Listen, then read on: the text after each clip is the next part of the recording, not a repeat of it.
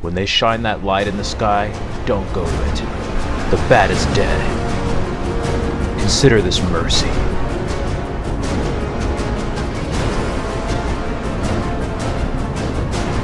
Tell me, do you bleed? You will.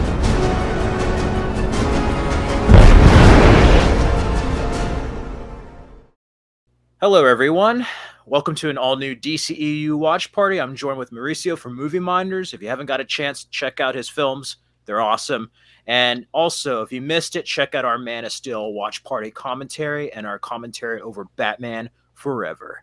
Now we're going to go over the infamous BVS, aka Batman v Superman Dawn of Justice, the way it's meant to be seen, the Ultimate Edition. How do you feel about that, Mauricio?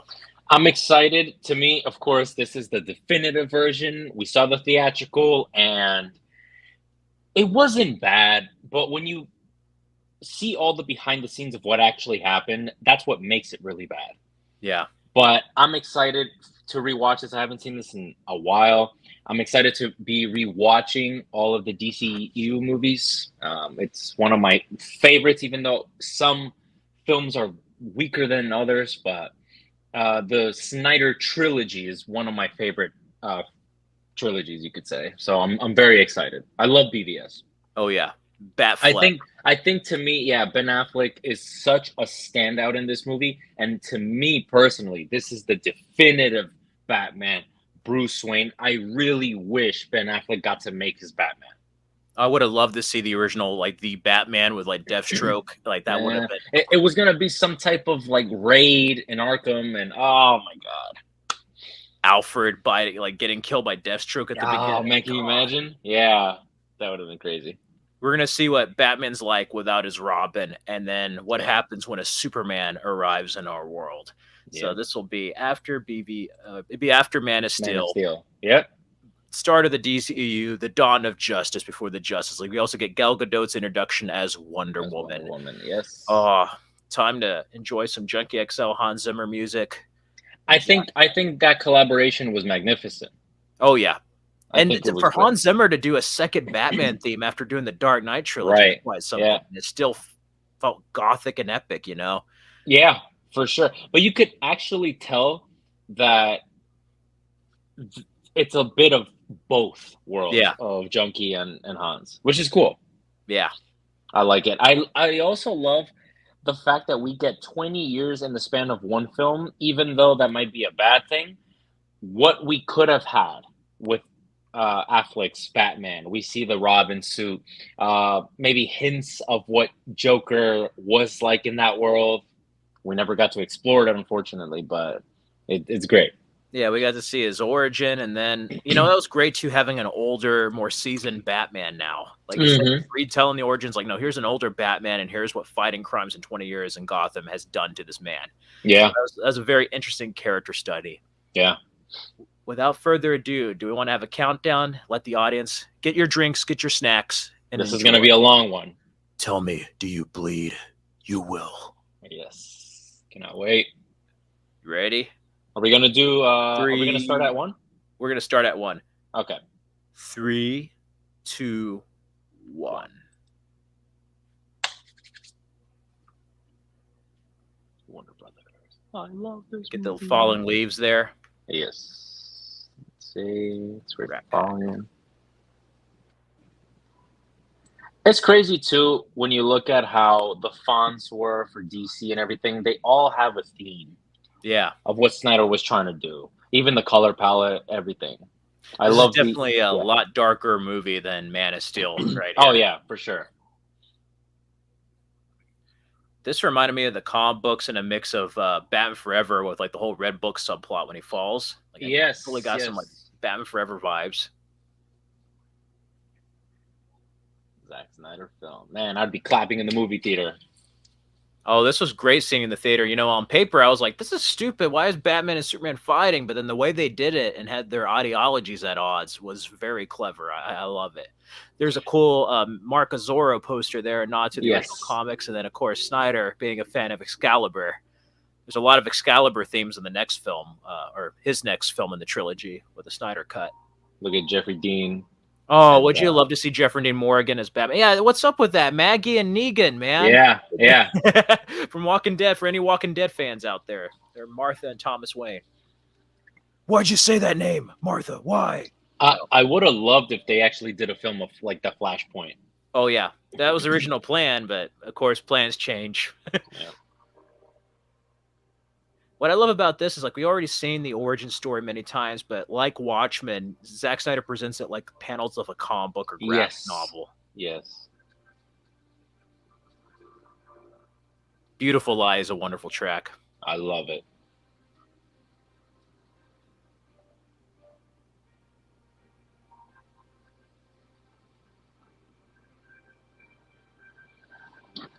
Man, he's gonna try to.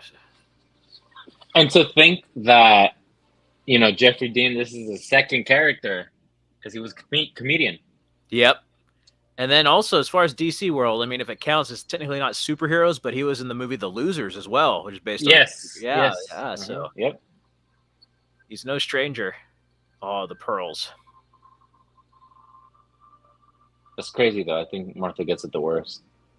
Yeah. And Bruce fallen. That's crazy seeing how the pearls break there like that. That's a very different way to show the pearls breaking. It's always people trying to take them, but like the gun doing that, man.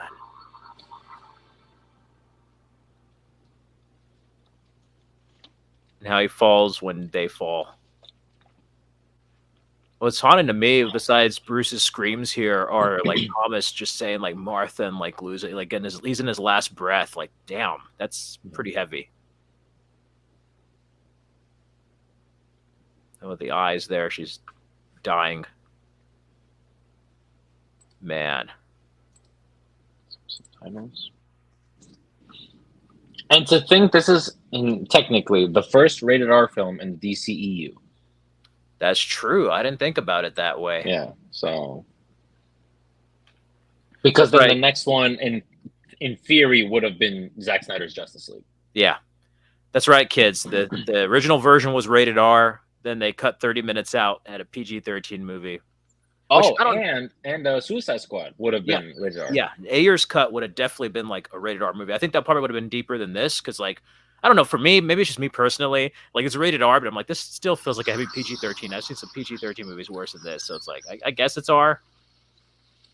Oh man, this feels so Batman-esque and just like a comic book right here. I love this. It's cool how Nolan did it first in a more realistic way, and now we have Snyder's version where it's very mythological. And I know a lot of people have like an apprehension to dream scenes, but if like you like read The Dark Knight Returns or even read like certain comic books, this happens all the time sometimes, like with like characters. But I love here, it's almost like a Rorschach thing. You notice the image of Bruce up like in the light, it's almost like an image of a bat when it goes further up here. Yeah. You're to see like below him and it's like a bat. Oh yeah, that's right. Yeah. That's crazy. Oh, that's cool. I did not see that, actually. That's really cool. Just like image of a bat. In the dream, they took me to the light. A beautiful light. Metropolis. Now, I love the opening, but it would have been cool if they started it here. But like, I love the opening still. It's needed. But I was going to say, though, that what I love about Zack Snyder's trilogy, or his 5 arc films, if you were to ever do it, was that they all literally start from where the last thing takes off.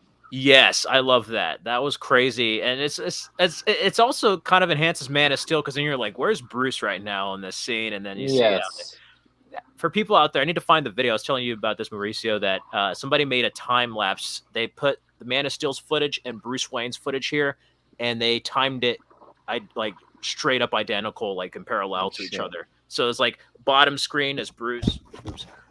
Bottom screen's Bruce, top screen's Man of Steel, and it was like the same actions happening on 2 different perspectives. Oh man, it must have taken a lot of work to time it out. Yeah, that's a lot of patience too. I know, it's just like this is just so horrific here, but this is such an exciting sequence despite all the horrific stuff happening with like the car chase, the music. I'm telling you, yeah, it was so controversial, and we all knew this too, that it was going to be that bad. But when Ben Affleck was cast as Batman, I thought, because he was like in his directing game already, and I said he's a fantastic director. just by the look on the first image that we had in the black and white, where he's standing next to the Batmobile, Yeah. epic. I said, "There's no way that this could flop in that sense." In that regard. No, like Affleck as Batman. I know that it's very controversial because of what he does. He's an older Batman. It's more kind of like Dark Knight Returns-esque, but he does kill in this. But it's not like any other Batman has done that before, so it's nothing new. It's I just that also it's think it Snyder. helps too because like Wonder Woman's kind of given up on the world. Batman is the way he is here, and Superman kind of helps both characters, you know, out of their darkest time. Oh man, Look at that. and He looks like the animated. I know. I was just gonna say that animated in comic books, like the vest there, the chin, like he's Bruce Wayne. He's like the physical embodiment of like the prototypical Bruce Wayne / Batman. Okay, so that's good. Def deserves his own reward there. Okay. Yeah. Because I remember on our Man of Steel stream, we were trying to like, where's Affleck here at this time? Oh man, the scene's so crazy. I love how this shit is handheld. Yeah, it makes you feel like you're on the ground, and then this guy, that's crazy. Yeah, they're about to land in the building, so that's the building they're in. There's Wayne, so that's them, and they land, and that's when they were doing like the laser vision on the floor, and like Superman's there. So it's freaking Wayne Manor that they were in. I can't believe that. So you're gonna see the lasers here when he's gonna talk. He's like, Jack. He's gonna talk to him. Like right there is the lasers when like Zod was like, oh man. Oh man. I mean that's intense. That's kind of scary, man. I hate to be him there. And then what says so much about his character is everybody's running, and you notice Bruce Wayne running straight into the danger, even without his bat suit. He's just like he just goes in. Of course, So building, was Jack like a part of the comics? Like who's supposed to be? I don't know. I just thought it was a friend here because like okay.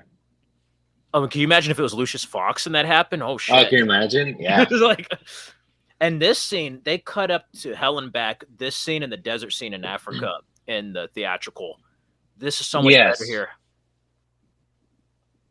Oh god, it's just scary. I mean, that's like some 9/11 vibes right here with the everything. It's just. Well, what's worse is that there's a school there on a field trip, so that's where that girl was in front of Wayne Manor. Man. It'd be crazy not only imagining all this destruction, but that it's due to the arrival of aliens. Yeah. Then there's Wally. This guy here ends up losing his legs. That Lex Luthor manipulates Wallace. You're the boss. What if it was Wallace West and he was Wally West the Flash if he got like the Speed Force and was able to walk again? That'd be crazy. Oh god, I forgot about that. They showed it in this one. Oh no, get her. The look Affleck gives here where it's just like, where's your mom or whatever, and she's just pointing at the building and he's just like, oh man. And he knows what that's like to lose a parent, so yeah. Oh man.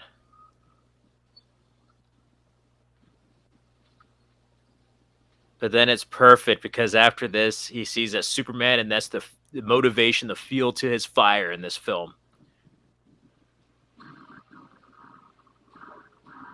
Oh, the music. Dun, dun, dun, dun, dun, dun.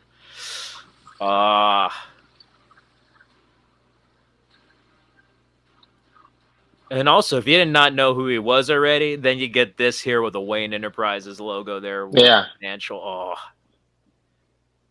What an opening. 18 months later. Yep. I like, too, how they brought back the Indian Ocean with the World Engine machine. That's how they end up explaining this universe's kryptonite, so to speak. Yeah.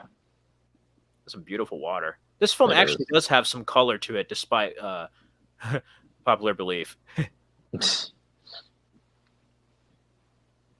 I'm telling you, if I had the opportunity to meet Ben Affleck, as tired as he might get of hearing it, just the fact that I would be able to be in front of Batman himself. Yeah. Come on.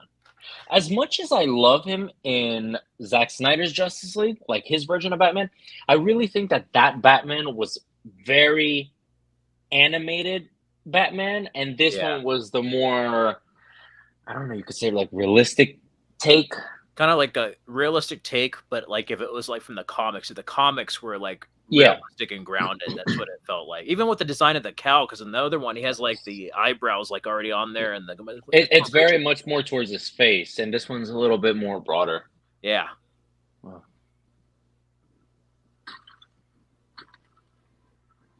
Kryptonite. The one thing that I could say that I'm not a fan of this movie is that it really takes a whole lot of story arcs and puts it into one movie. I really do think that there's a lot to take in. If they had made a World's Finest strictly, I really think it would have panned out a little bit better. Yeah. Or even if they had like there's World's Finest, but even if they had like Man of Steel 2, and then had like Lex Luthor, but then maybe mentioned or had a cameo of Bruce Wayne and kind of build up towards it. It's Right. like crazy because like I love all the stuff. Don't get me wrong. Like I love everything about this movie. But how much better would it have been if they just focused on the ideologies between the Batman and Superman and like Yeah. Clark Kent, that whole part without going to Doomsday or Justice League or any of that? Or See, if you didn't even pay attention to this, you wouldn't even know that this is Jimmy. and I think it might be a code name. It might his Really? codename might have been codename might have been Jimmy Olsen, because then there's like Talon's Down or whatever. Unless Talon was his codename, I don't know. You know what's funny is that he played Grant Gabriel in Smallville. I always say this in the DC stuff. Yeah. That's Lex Luthor's little brother who was cloned in season 7. That show gets out there. Oh no Yeah. shit. Yeah. He gets shot up though. Lex has him killed. So not much is different here. Lex's men, the terrorists kill him in this. I love Lois Lane here. We get to see more of her journalism. Like I don't know why this was cut out of the theatrical. Like this whole sequence is so much better. Like, yeah, it's a little bit longer. But see, that's like the only time it went to black. In the theatrical, it kept fading to black. And I was like, you know what? Something tells me there's like portions of this film missing, not just like scenes, like entire sequences. Because when you rewatch the other one, it's like really apparent where it just keeps cutting to black every.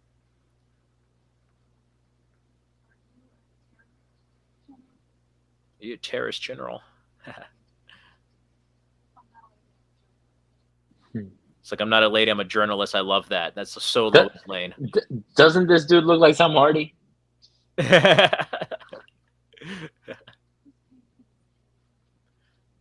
You know, the guy with the glasses is actually a villain in the DC Comics, as Anatoly Knyzhov, who's KG Beast in the DC Comics.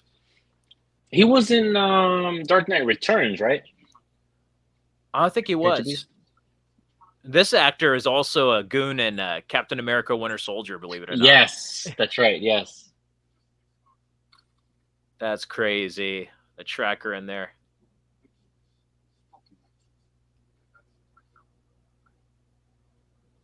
We know that that's like us filmmakers. Don't expose my film. No. It's crazy though how they go into the smallest detail. Like you got to go through the film, you got to go through everything, and wow, dudes don't give up. Might have been better to do a 007 thing where he had it on him inside the skin. No. Oh. CIA. Yep. They're tracking you.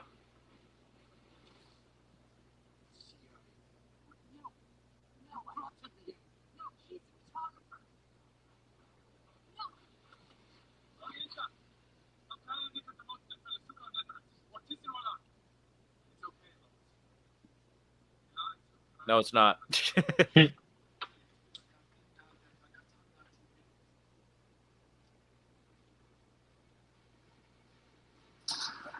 Damn. That's hardcore. Yeah.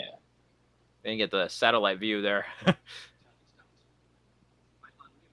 Talons down. That might have I think there was such a missed opportunity that Warner Brothers is very they react to the criticisms, unlike Marvel, where they kind of stick to their guns. Yeah, they're too reactionary. Reactionary. Could you imagine, like, if Disney was like that, we might have not even had Infinity Wars ending, where like half of existence is wiped out. Like, I love that. Yeah, that was great. I love the shot here with the soldiers and the horses and the music. This whole part was missing. I love that. About to get our Superman introduction. He has so much of a cooler introduction on this Ultimate Edition version. So the one he just like shows up and lands. This one they're gonna like do an airstrike while civilians are still on the ground, and he's gonna like stop the missiles. Oh, okay, I don't remember that. Yeah. And then they're gonna actually show how the bodies get killed, and they're gonna burn them up to make it seem like Superman. Damn. I guess that kind of makes it R, but I don't know.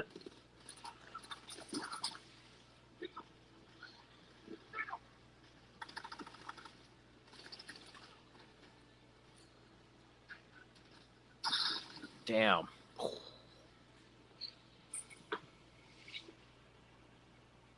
Yeah, so that's where they burn the bodies and blame Superman. I like how they had the arc where the woman was paid in this one by Lex. Lex is so much more of like the puppet master here, just manipulating everyone in this version. I mean, he was in the other one, but this one you really get to see it more clearly. And then just they flip off the drone there. They're gonna flip. It's crazy. It's like, yep, you didn't listen to us. We're civilians. Doing some like Mad Max stuff. I know. It kind of reminds you of the stuff they do later in the film with the nightmare vision. Yes, that's Yeah. right. Yes. Target. Like, I love this right here. This is such a cool. Superman doesn't save anyone. Henry Cavill never. He's about to save some people here.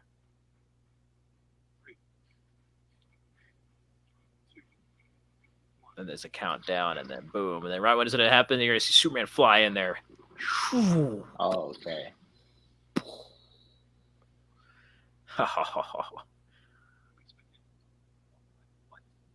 It's funny, even though this is a longer film, to me, this one just feels like it flows faster.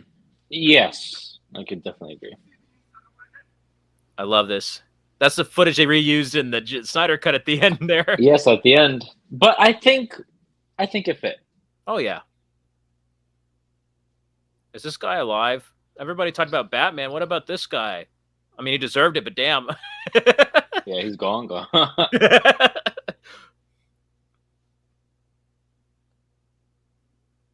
Man.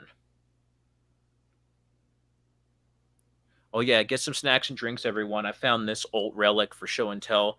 The old Dr. Pepper cans from BVS in 2016. Little Batman. That's awesome. I have my live action McFarlane's. Yeah, I love them. That new BVS one. Oh, Yeah, it's nice. It's very nice. I like got it. that one. Because they didn't make toys that good, kids, when this came out in 2016. They were like the old Mattel versions that were kind of. I mean, they were good, but they weren't as detailed as McFarlane or the Hot Toy stuff. I don't think they're as articulated as well. No. I recently got the Nightmare Batman Hot Toy. Oh, that's going to be so wonderful. You need to share that. Just take some photos with it. Yeah, for sure. I can't wait to rewatch the Nightmare sequences because when this came out in 2016, I was not a fan of the whole sequence. I really wasn't feeling that type of Batman. But now as I got older, I would love to see a movie with that. I think it'd be better. Like I kind of give it the benefit of the doubt because I knew they might be paying it off later. Unfortunately, they never fully did. But I think that was a missed opportunity. I think we missed out on something special, really. Yeah. But I love that with the bullet, how that sets that subplot up, and then this with this woman. This is the woman that's testifying right now. We find out Lex put her up to it later on in the film. That's just Holly Hunter here. Yes, Mrs. Incredible. Yes. The one thing I sort of don't like about this movie is that even though we know that Superman is innocent, I just found it hard to believe that whether 2 years have gone by or whatever, from the last event of Man of Steel, it's like you would think that Superman is the good guy. Yeah. I mean, like all of a sudden he just turns bad. All right. Oh, this dude looks like the Joker from Gotham. Oh yeah. You know, it'd be crazy, but it's probably after that if like Vic Stone was in this game with Gotham. Oh yeah. Yeah.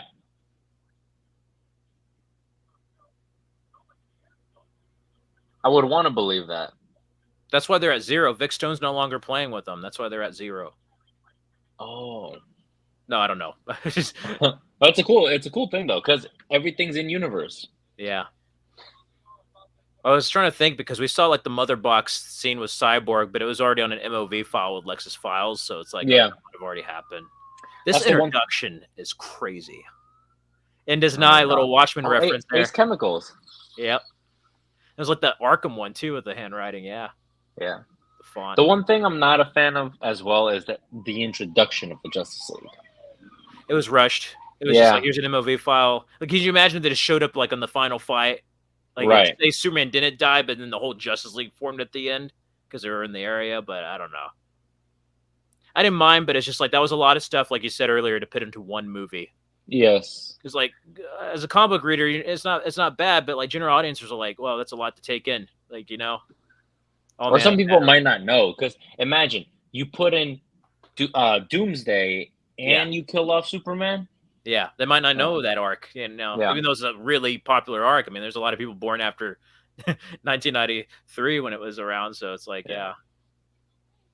Dude, the way Batman's introduced in this moment coming up was like straight out of something like Alien or something, man. Like he was scary here. He really looks like the creature of the night, for sure. Yeah, just like that's not what freaked me out. What freaked me out is when he starts in the minute the cop's gonna try to shoot him with a shotgun. He's like climbing on the ceiling and stuff. Like I was like, what the hell? Yeah. See, but I thought he was moving way too fast, and I said he's probably using his grapple. Yeah. Probably had a grapple or something on his gloves to like climb because like that was I was like, there's no way. it's like, dude, if you're that fast, why weren't you that fast against parademons? Yeah. Oh, they're parademons, so that's why. But still, Well, I mean, he is vengeful in this one.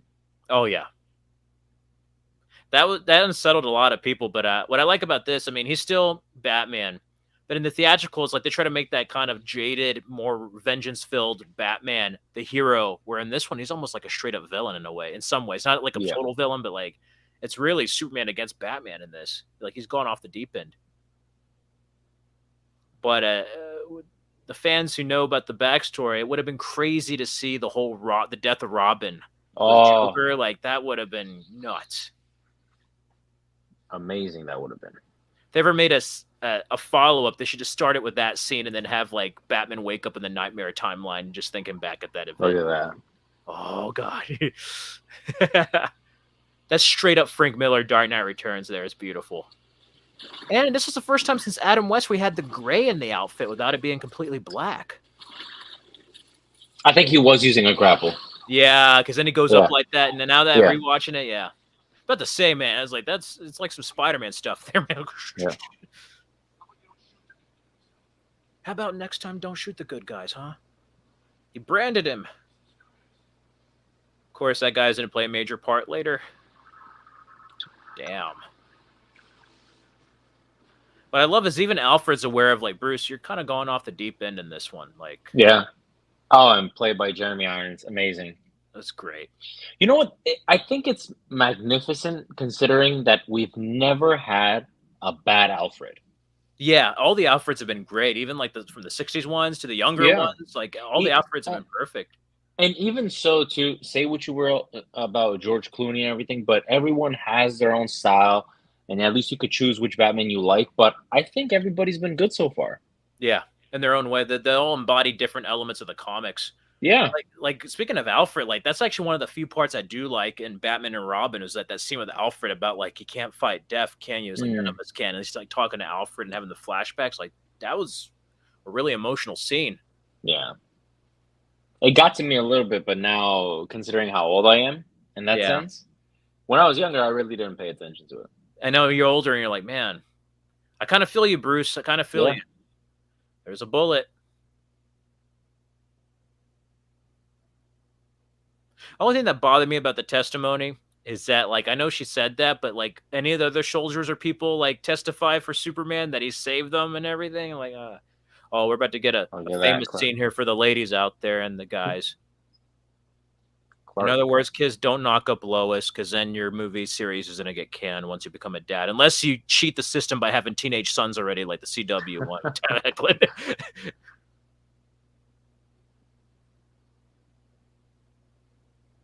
It's definitely a bit more of a mature movie. Yes, very much.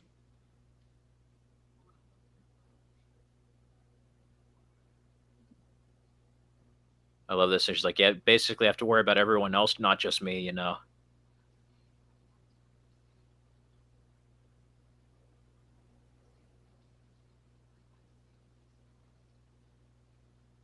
Right.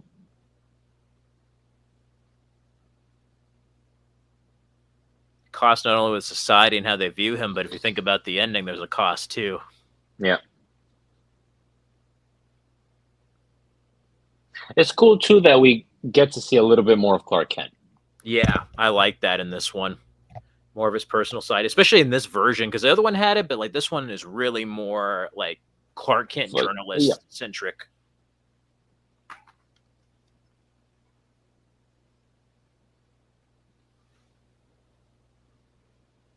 It also helps that we have a Lois that actually knows his secret already, so that kind of reminds me a little bit more of like not only later Smallville, but like what was it, Lois and Clark: The New Adventures of Superman from the '90s, like in the later seasons when like Lois already knew he was Superman. You get to see more of the relationship personally.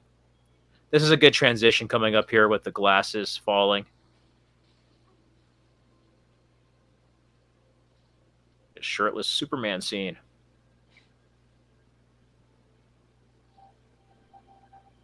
Sorry, kids. Viewer discretion advised. Look at this. This introduction. My God, look at Ben Affleck. It's amazing. Guys like Bruce Wayne come to life, and then the Yeah. cave. Wardrobe, excellent. I love how like this is underground, but it's like more kind of industrial, militarized, like kind of a modern Batcave in this one. Yeah. Jeremy Irons is great in this. I'm not gonna lie. Even if he got too old to die young. Not for a lack of trying. I love the modulator. Yeah, Funnel Fairy Butter Bar. Funnel Fairy Butter Bar. See, so now what Alfred's working on is that some type of plate for Justice League? Or It looked no? like that. I was wondering if it was that or one of his cow plates, like when it was bulletproof. But that one looked like it might have had the goggles for Justice League's armor before it was made, like when it was like in its prototype stages, like when they had the armor before they put the rubber over it. That's what it Yeah. looked like. Because then it had like the kind of goggle looking thing on the glass. Anatoly Knyzev. See, the way, the aesthetic, everything about this scene in particular, if we had a full movie, my God. And Ben Affleck directing. You know what's crazy? Before he was cast as Batman, when I saw his film The Town, I was like, man, the robbery stuff gave me some like Yeah. Dark Knight, like Heat vibes. And I'm like, I wouldn't mind seeing him do Batman. And that was before he was Batman. You know, even if he's acting in it or not, I still would love to see him direct a Batman movie. I just would. Like, even if it's another actor, but I want Affleck. I don't know. Yeah, I don't him Oh, it just depends. directing it? Now, they should just make an Elseworlds. Just let him do a one-off, or even if they let him do like act and direct Dark Knight Returns or something. Could you imagine that? Oh yeah. Or even if it was like, I know Well, Snyder said he wanted to do that. Like, right, that's what I was gonna say. I'll rather have him do it, oh yeah, but you know, the fever, the rage, feeling of powerlessness turns good men cruel. I love that. That was a line from the trailer there. yeah.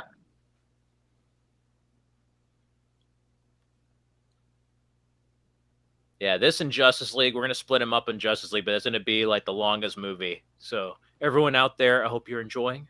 Right now, we're in the LexCorp scene here.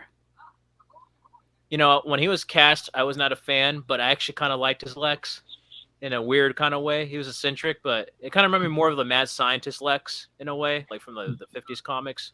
But the way that I see it though is because he's not Lex Luthor. He's a son, And yeah, that's what he's talking yeah, about.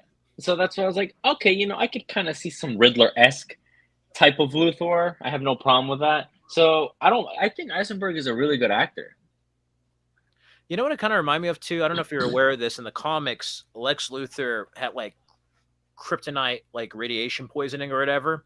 And he supposedly died, but he cloned his consciousness in another body, and it had a beard and long hair. It kind of looked more like Lionel Luthor, but it was kind of long hair like Eisenberg hair. So I was like wondering, besides If the it was a son, if clone. he's like, yeah, if it was like a younger body. I don't know. I mean, that might be kind of far out there, but even if it's not, it's cool seeing this Lex. And then we didn't get to see the payoff, but then you saw in Justice League, you got to see hints of like the prototypical Lex Yeah, Luthor, Legion of Zod. Doom, Lex. Oh yeah, his body. That's crazy. How much was Michael Shannon paid for his likeness? No, I'm kidding. What? I'm in the movie? I didn't know I was in this movie. Sorry, man. They pulled a Newt and Hicks on you from Alien 3. They pulled that. Indian Ocean. That's a kryptonite.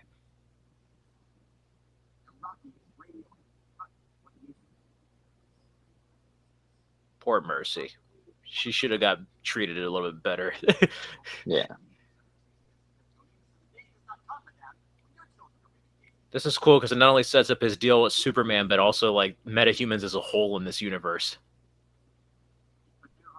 Yes, Superman.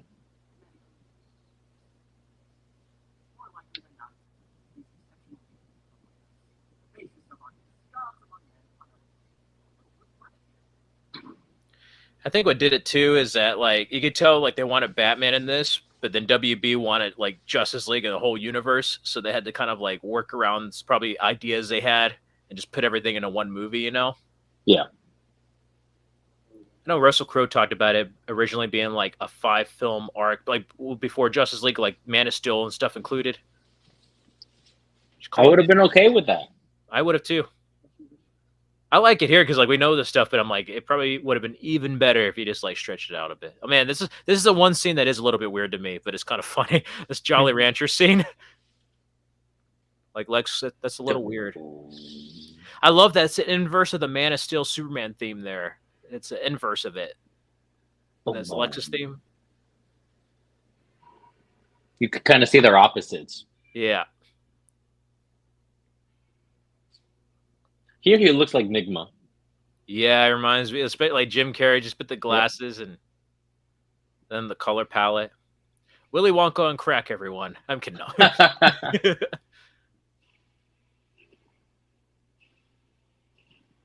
I think I'm gonna get myself a 24x36 BVS poster. I was thinking of it. I was trying to figure out if I wanted the one with all three of them, or I was thinking of the one where they're facing each other, like the versus. See, I'm not a fan of both those posters. I want to see if like there's a custom one because I really just want to focus on BVS. Just both of them. I saw one poster, but I don't know if they have a custom 24x36. There is a Walmart DVD cover that was Batman Superman together, but it was Batman in his armored suit next to Superman. Oh, they're kind of like looking toward upwards, I think. Yeah, they're like side by side. Oh, yeah. Like Superman's like this, and then Batman, instead of his regular like suit, it's his armored suit from the end. Oh, okay. Gotcha. It was a cool poster, but I haven't seen like a printout of it. It was like on a custom Walmart DVD cover, and I'm like, why wasn't that on the Blu-ray or like a printed cover? I would have liked that one. Oof. Getting a piece of his fingerprint. Ow. We have the okay, everyone get a Jolly Rancher. And if you have a partner out there, look into her eyes or his eyes and just put a Jolly Rancher like that. Okay, that's weird. It's kind of funny too, but it shows you Lex. Those are the most beautiful rubber-looking sunny side up eggs I've ever seen. Right. You know, you see Superman, like, it's getting to him hearing this stuff. Like, what? I didn't do that.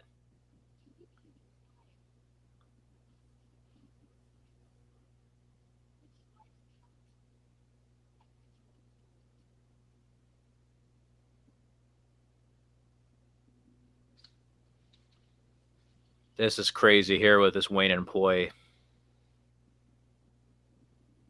I kind of see the grounded approach of this too, of like Superman and Batman. Like you may be a vigilante, you may have superpowers, but like your actions do have consequences, and people are going to react in certain ways. Like that's one interesting thing. I think this actually kind of made a lot of people who are like really, really against this film mad, is that they don't want to admit that if a Superman existed in our 21st century, you'd probably treat him this way, even though he saved a bunch of people. Oh, that's a memorial we're going to see later. I was trying to see if we could see Ben Parker's name, because in Justice League you have Ben Parker. I love that statue. That's like straight out of the comic book right there. But that's the only shot though that we see Ben Parker's name in Justice League. Yeah, it was the next one. Flash falls and he's like trying to go into the Speed Force. Yeah, this microphone keeps falling. Okay. That'd be cool if this statue existed.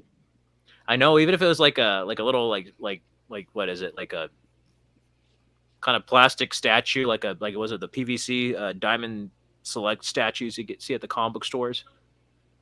This is crazy. This guy just climbs up and then does this. False god. That was the teaser trailer right there without the light of the statue.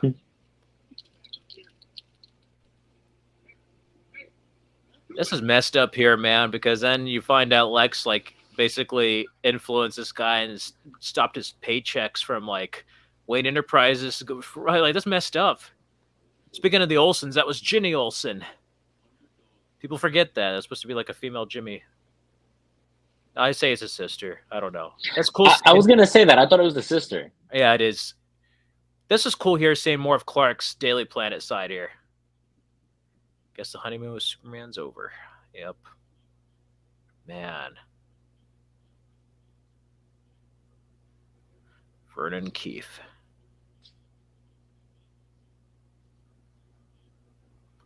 Reminds me a little bit of the 90s Superman here and a little bit of the cartoon. Not entirely the cartoon, but just a little bit.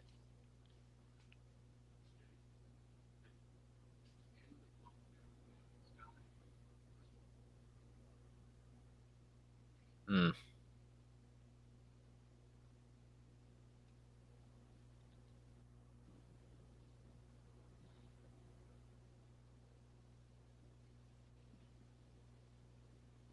See, we didn't get this in the theatrical. No, with him traveling to Gotham, and it shows you how much closer in this universe, specifically Gotham is to Metropolis, like right across. But I love that. You get to see more Clark Kent journalism here. I actually would have liked if they weren't so close. Yeah, if it was far away, like Yeah. what was like New York to Chicago or something. I was trying to figure out Right. like because now it's like, well, why the hell isn't Superman stopping crime in Gotham City if he's just like right across? Oh, there's a new mean in him. I love this scene here.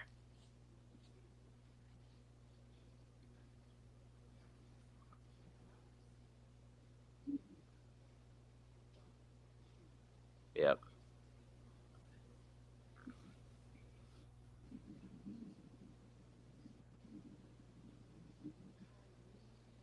There's a new kind of mean in him. He is angry. And he's hunting. Yep. I love this scene. Yeah. He gives him a technique that he would do. Yep. That shows you too Bruce's like not only like with his resources and his money, but like his like undercover detective skills and a way of going to that underworld. That reminded me of something like you remember like the animated series he used to do disguises and just do stuff like this and just like get information. Yo, the dude who just fell, if you saw his back, the tattoo kind of looked like the prison thing from Suicide Squad. It did. It did. I wonder if they're already having like some ties to this. Well, yeah, because it was like right after. See, man, I need more Ben Affleck like this.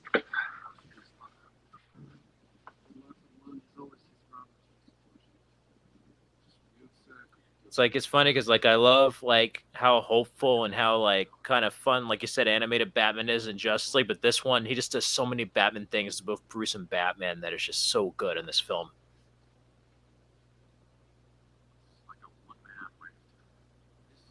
A one-man reign of terror. I love it where Perry White's like, crime rave in Gotham, another news water wet.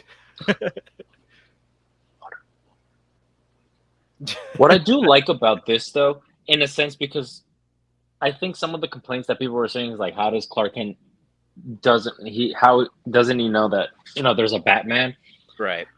If this is like Dark Knight Returns, then yeah, he's been gone for so long, which is cool. Yeah.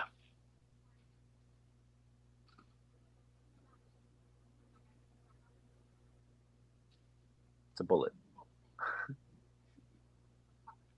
Still makes her fly coach in this scene.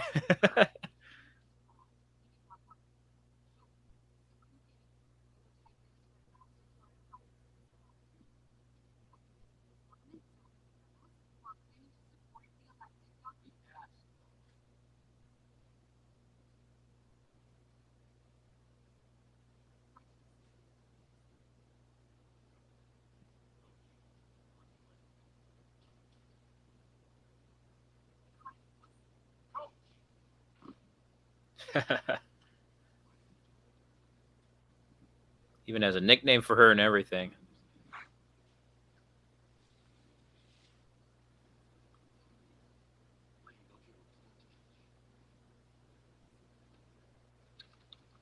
He looks so much like Clark Kent here. Like both were perfect for the roles with Ben Affleck and Henry Cavill. Charity Crone, who's got a thing for nerds. It's even cooler rewatching it because you know that Lex knows their identities, so it's like you're step one. Oh, this scene. This is also in the trailer. The red capes are coming. The first teaser that came out for BVS, when he says that, my God, the hype was so real. I know, and I kind of I'm pissed at Warner Brothers for that last trailer on trailer 3 that gave away like the whole third act fight and everything. Yes. I'm like, they should have just had the first 2 trailers and left it at that. Yeah.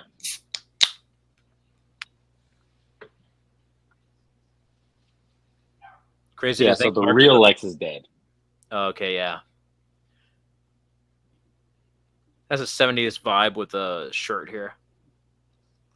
Yeah. Mark Zuckerberg as Lex. Social Network.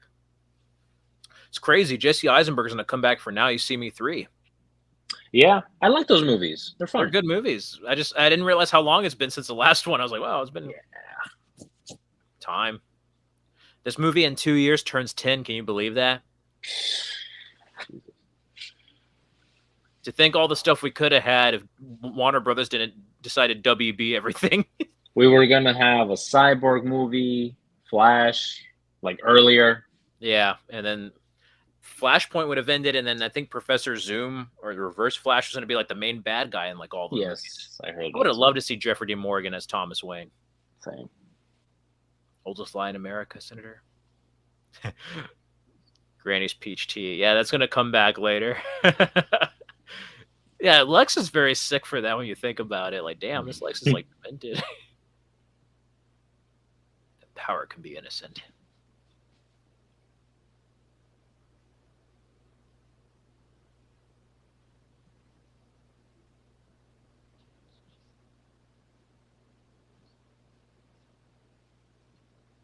See how determined this Lex is. There's a lot of stuff rotating in his head there. Devils don't come from the hell beneath, they come from the sky. It's also a great foreshadowing for Darkseid later. Yes.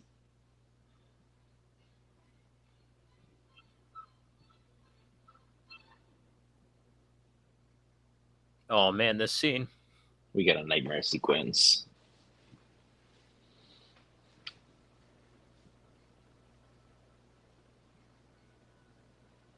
And this is our first introduction to what Snyder thought of Man-Bat. Yeah, like this scene here scared me the first time because I wasn't expecting it. Yes. Like, whoa. You know what's funny is like I'm a Batman Superman fan, and never until this movie I didn't put 2 and 2 together that Superman and Batman's mothers were named Martha. Really? I barely like put that together when I saw this. Like, oh yeah. It's like I knew that separately, but I just never put. I was like, I just never thought about that. It's Danny DeVito from Batman Returns back there. No, I'm kidding.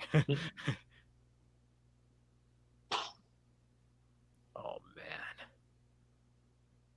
that also could be good, like symbolism for like his quest for vengeance right now, and how like the Bat self has taken over the Bruce Wayne side. Yeah. Man, that's such a frightening. It is, and then he's here with a woman, and then he's like popping pills and stuff. Although this kind of reminded me a little bit, even though it's not like I don't know if it's painkillers or other things. It reminded me of Daredevil when he was like taking the pills in that scene. Yes, that's what it reminded me of.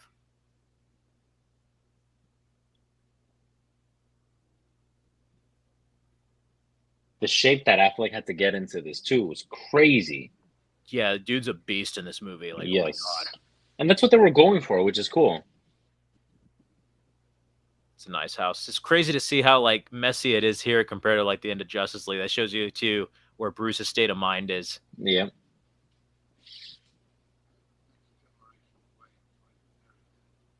Bruce Wayne's being invited.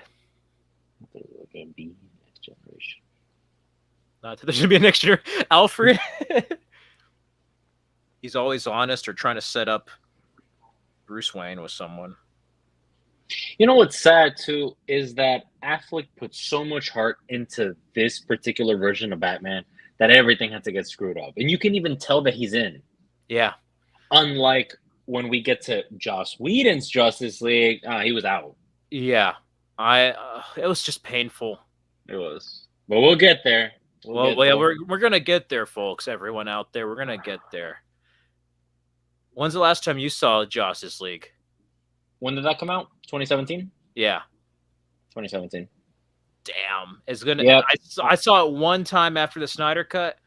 I was like basically like rearranging my room, and I was like, I need to put background noise on, so I put that on. Oh man, I love this Batman scene here. Yeah. That and the Titan's little chamber suit areas for the suits reminded me of this chamber area. And like the I saw Titan's I tower. saw I saw the Justice League 2017 one time in theaters, and then I saw it again when it came out on home video, Yeah. and I said I can't. There's no way. Robin here. Haha, the joke's on you, I Batman. love that costume. I would love to see like a variant like figurine of like a what if and just show like the costume. Now we get our badass shot here. Yep. Obligatory badass shot. I don't know, it's just popping peels and shower reminds me of Daredevil again. Man, look at that car. It's such a beautiful car. It's an awesome car. Isn't that Snyder's car? I think it might be. I saw some pics on Vero or whatever. Yeah, I think that's Snyder's car. I love how Wayne Manor looks here. I'm really curious to see why it's burnt down. You know? Yeah. I was gonna say I tend to think like it was something like Batman Begins, where maybe a villain infiltrated or something. I was thinking that if it wasn't Deathstroke, that's where Joker was, and maybe he looked normal, and then he killed Robin, Maybe. and Batman just fucking face smashed him and broke all his teeth, and then he decided to get grills and tattoo damaged. Maybe. Like, that's what I was thinking. Like maybe Jared Leto looked more like classic Joker until Batman did that to him, and then this is the only scene where I think Lex kind of goes a little overboard. I was like, okay, turn it down. You're at 11, just turn it down a little bit. That would be paradoxical. Oh, Wonder Woman. It's funny because it works this way, and I've also watched the first Wonder Woman before this, and it works still the same way. Where I'm like, oh, there's Diana. Then Greek. Yep.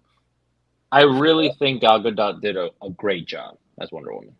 This is funny because when he's like talking about the Greeks and other things, I love Diana's like reaction. She's just like, okay, whatever. Super hearing.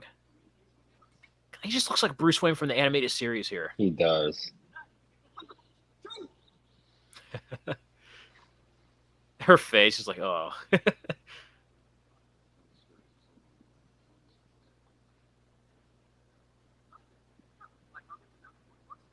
Mercy. I love his cover stories. Like those are some nice shoes, and he's acting like he's drunk. That's a trick on a good Bruce Wayne too, of like managing all the different faces, whether it's Batman, whether it's Playboy Bruce. Like that's very good on his part, playing all those sides of Bruce Wayne. Plays both of them fantastic.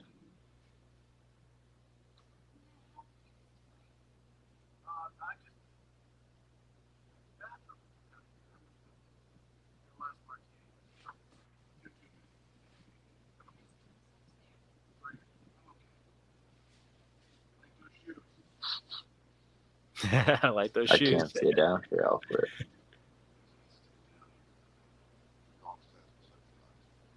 Go upstairs and socialize. Some young lady from Metropolis will make you honest in your dreams, Alfred.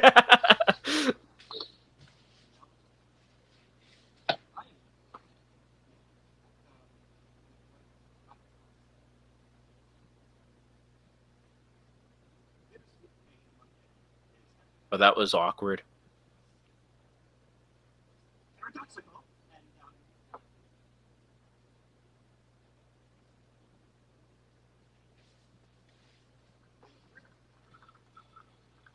I think that Eisenberg would have made a good Enigma. Oh, yeah. I love this interaction. Everything's handheld. Feels very real. Mr. Wayne. Mr. Wayne? I love that. That and good use of costume design with her being in red and everybody being in like more muted colors there. This scene here. Wow. Pretty girl. Bad habit. Don't quote me. I love that shit.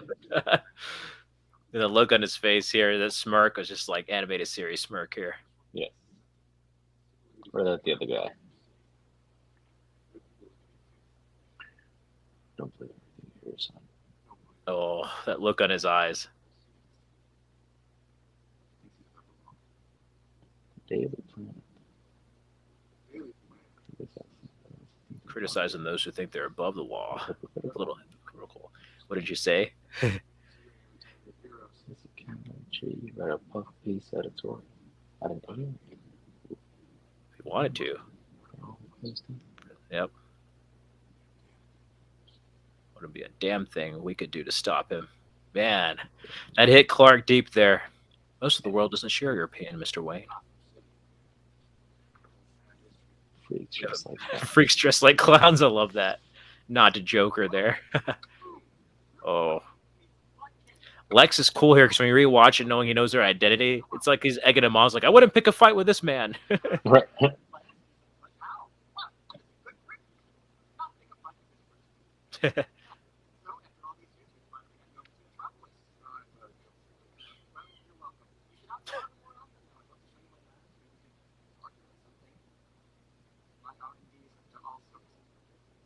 I bet it is.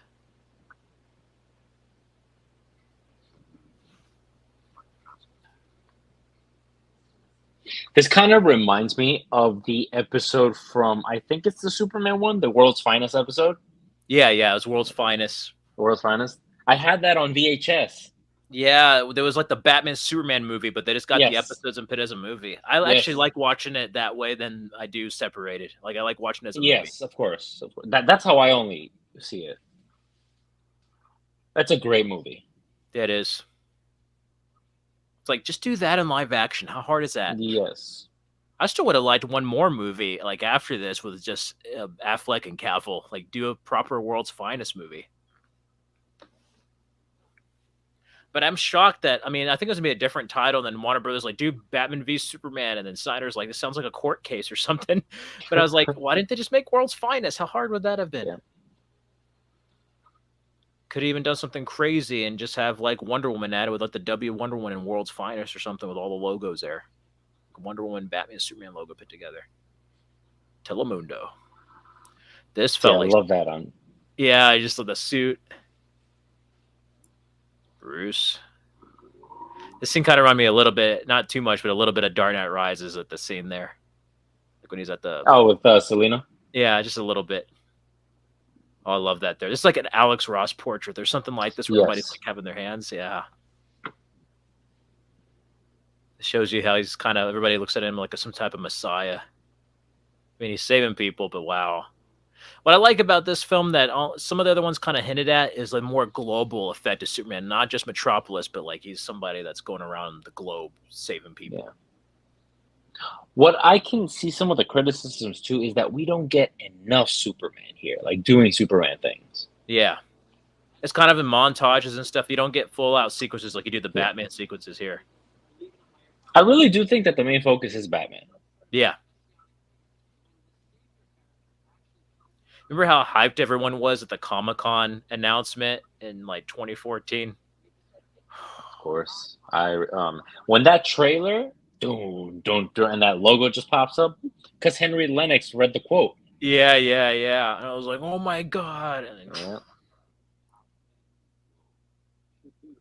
again, he needs to do more Superman things, but people were like, he's never saved anyone. I present to you this montage.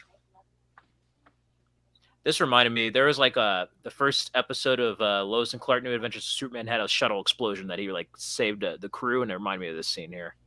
Hey, that's Woodburn from Man of Steel there in the news.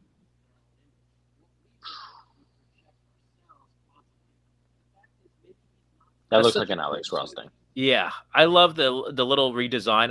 I love Man of Steel his suit still, but like this is a cool redesign, and then they added more of the what is it? Joseph Campbell quotes in Kryptonian on his shield in this one. This right here. I personally think that the Man of Steel suit is just a bit better.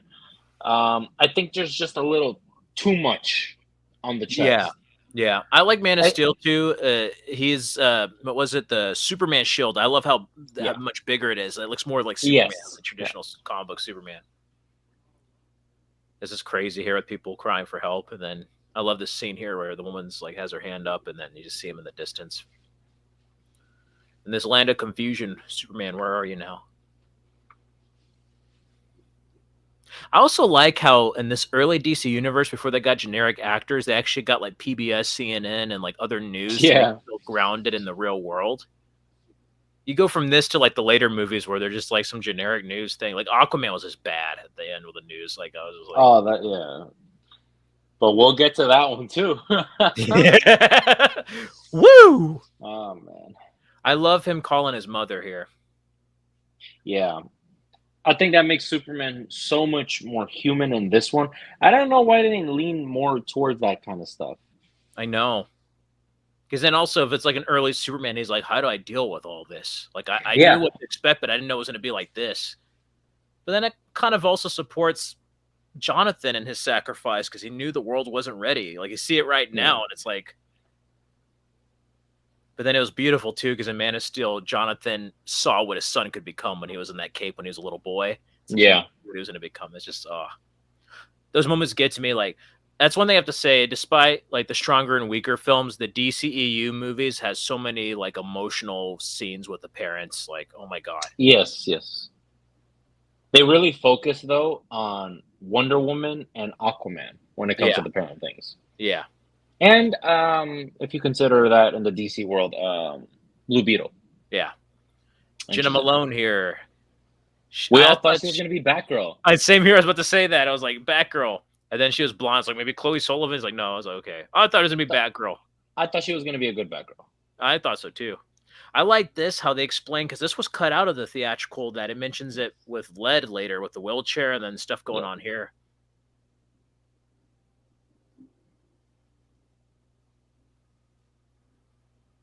Oh man, there's gonna be.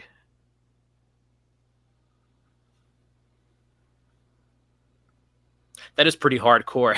This is like Batman's going off the deep end. I'm gonna go to the bathroom real quick. That's fine. Take a bathroom break. Yeah, we have this guy here in prison. That was just nuts seeing this. I like how the story's fleshed out in the Ultimate Edition. Then how Lex paid the guards to shank the guys shows you so much more of a master manipulator here in this version. Or should I say his plan appears more clearly in this version than it does theatrical. Then this transition here, because in the other one it just starts with this. Now, coming up, this scene here in the Ultimate Edition, ladies and gentlemen, this scene here shocked me.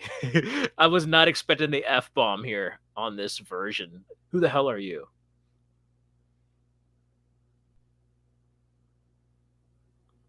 Just a man. Well, what the fuck do you want? Like, whoa, whoa, that wasn't in the theatrical. To help you stand for something. It's messed up, Lex. Again, he's still turning the wheels here. Holly Hunter's so good in this. This is bad here, this testimony. Now, everything up to this is good, but like when the Capitol explosion happened, that's when I was like, okay, this film is getting deeper than I thought it was going to on paper. Like, it reminded me of like Dark Knight, like when stuff started to escalate, and you're like, whoa. Poor guy. He can't even piss standing up. I like how in this one they explain like Lex paying off the prison inmates to shank the guy. I think in the Ultimate Edition, I get why it was cut out though, because there's a whole lot of exposition. Yeah. And maybe it's a good thing or a bad thing, but I think for what they were trying to say, I really do think you need those scenes. What? Damn, he's just gonna go crazy.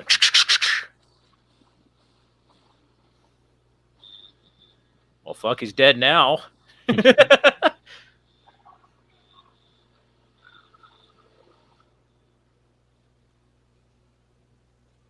Then it's crazy Martian seeing Harry Manhunter. Lennox here, Martian Manhunter, yeah.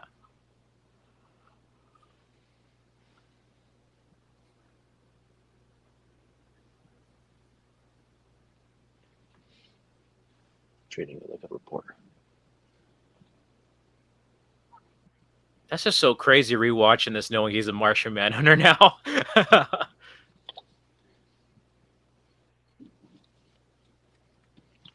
I think he's a perfect casting for Martian Manhunter. Oh yeah, and then the voice too. It reminds me Yeah. of the animated series, like that was on Cartoon Network back in the day. Yes. Like, my name's John Jones, Martian Manhunter. Are you effing stupid? That was not. I'm kidding. Superman is still.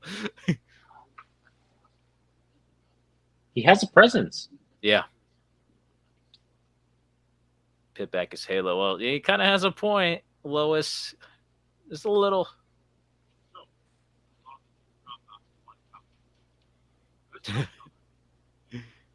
Copy, all right.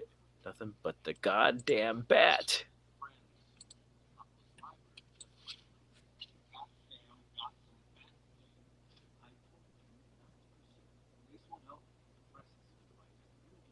That shows you Clark Kent like standing up for what's right too, and in a journalistic perspective in this. Not 1938 when Superman was invented. I wish apples cost a nickel now. Hell, Can you imagine? Because Clark Kent taking Batman. I do. I do. I care. Daily Show. I love this scene. This is in the ballroom, right? Yeah. This is I have seen through that Babes in the Woods act scene with I Diana love and that. Bruce. Clearly never met a woman like me.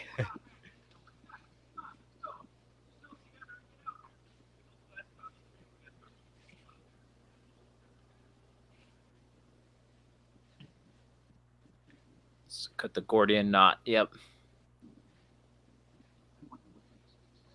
Also, kind of is enhanced more later when you see her with her like museum curating experience and then being here. Oh yeah, that's right.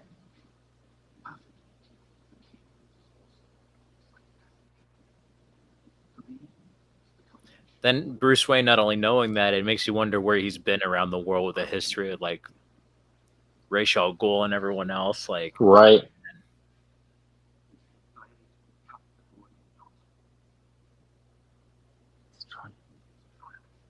Yes. It's a fake.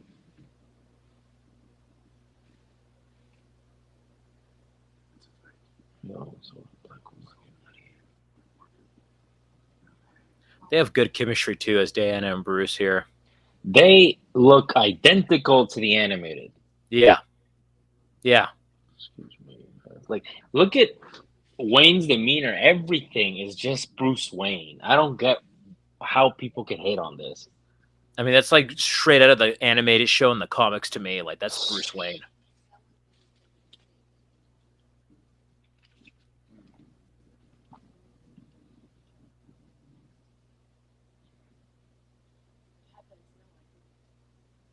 And I loved how connected everything was in the earlier days of the DCEU, where the photograph, even if it's not 100% identical, still resembles closely to like the Wonder Woman moment there with the photograph.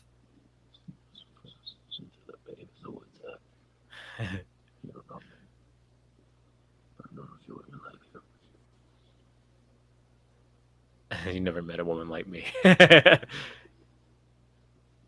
think it would have been cool to see the Rogues Gallery of Affleck's.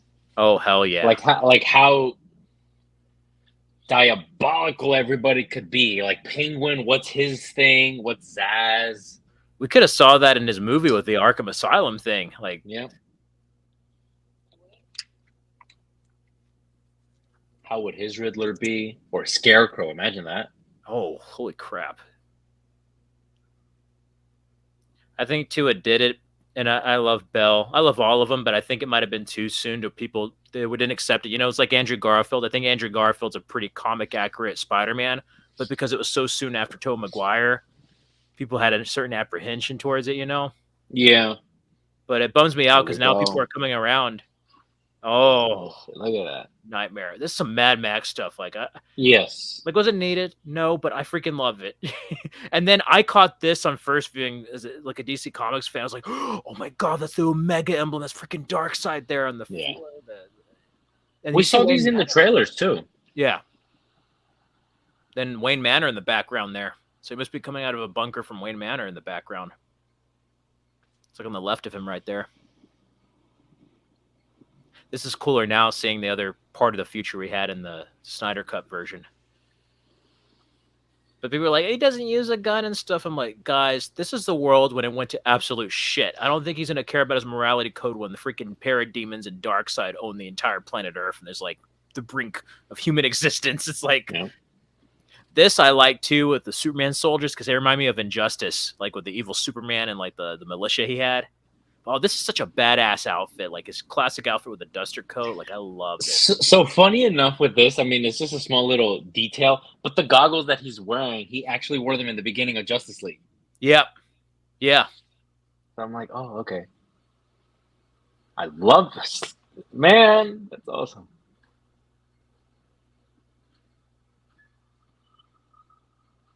Did you get it?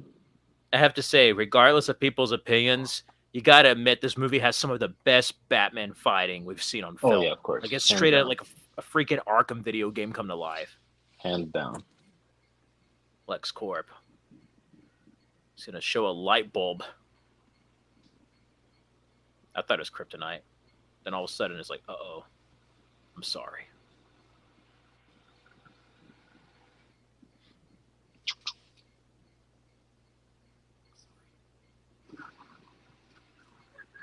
Oh shit. Not only is the fighting great in this, but then I freaked out when the parademons show up. I was like, oh my god. I love how shocked Batman is here. No, Yeah. I love that shit. People were like, he uses a gun like these people just killed a bunch of innocent people. He's gonna go scorched earth, man. Yeah. Oh man, he headbutts him. And also too, in this nightmare sequence, some of the Justice League members are dead. Yeah. Yeah. So like right now it's like So technically, what we're seeing here, and then what we see at the end of Zack Snyder's Justice League, is kind of like a continuation, no? yeah. Yeah. Maybe they kind of met up later on.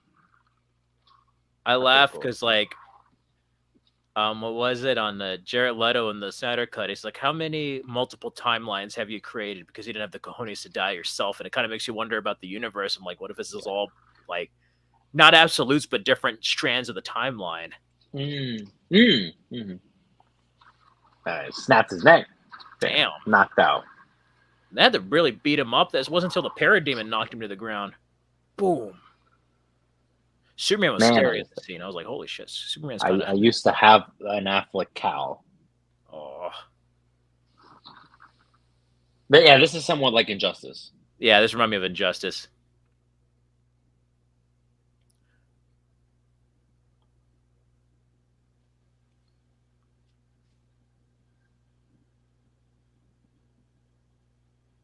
Sad because like we saw the storyboards and we knew like the plans of what was going to happen, so it's like it wasn't going to be a certain thing. Like this is going to be like a dark future that they were going to avert later on, like X-Men Days of Future Past with the Sentinels or something. This is so cool here with one take because you had the makeup and then you had the makeup off, like this right here, the unmasking. Oh man,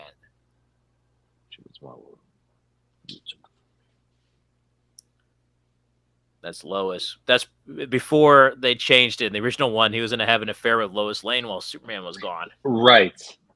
Which is somewhat like an animated thing because he used to always flirt with her. Yeah, and we were just talking about the Batman Superman movie. That's what happened. It's like, you had your chance with Lois.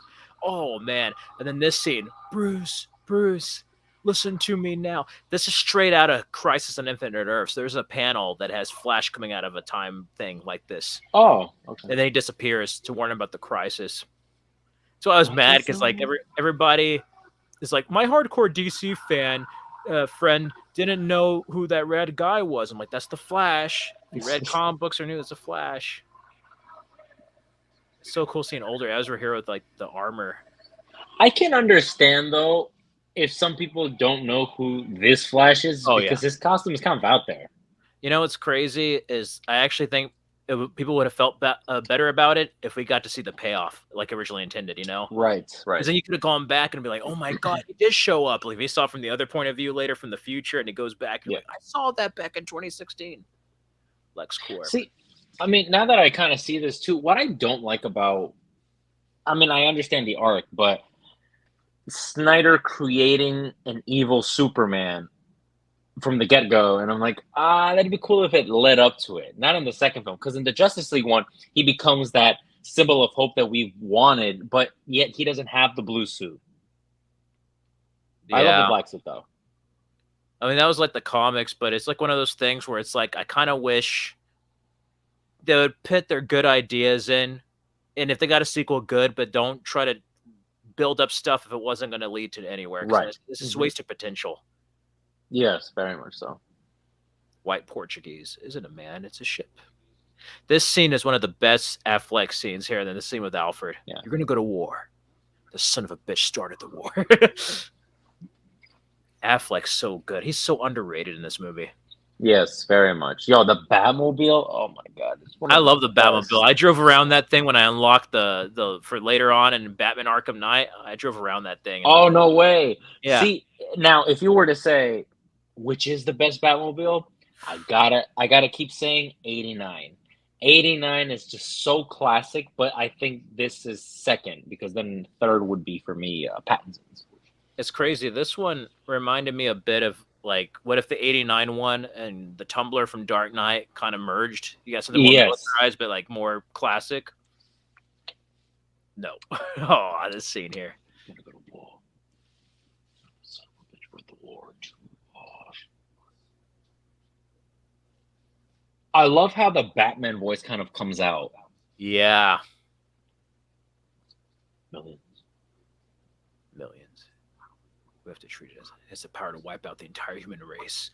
We believe there's 1% chance that he's our enemy. We have to take it as an absolute certainty. We have to destroy him. Not today. I love it where he's like 20 years in Gotham, Alfred. How many good guys are left? We see what promises are worth. I love this. That would have been great if we got to see what maybe Affleck's or Snyder's Red Hood would have looked like. Oh, that would have been cool. Yeah. Hell, even if they did that and it instead of Dick Grayson, it was Jason Todd that was killed, that Robin suit, and just do like under the Red Hood, that would have been kind of cool. Yeah, I love that too, where he says how many good guys are left, how many stayed that way. That's like a slight reference. It could be to Harvey Dent Two-Face. Oh, that Two-Face would have been crazy too. Batter up. I love how the police officer is like, yep, that's the family.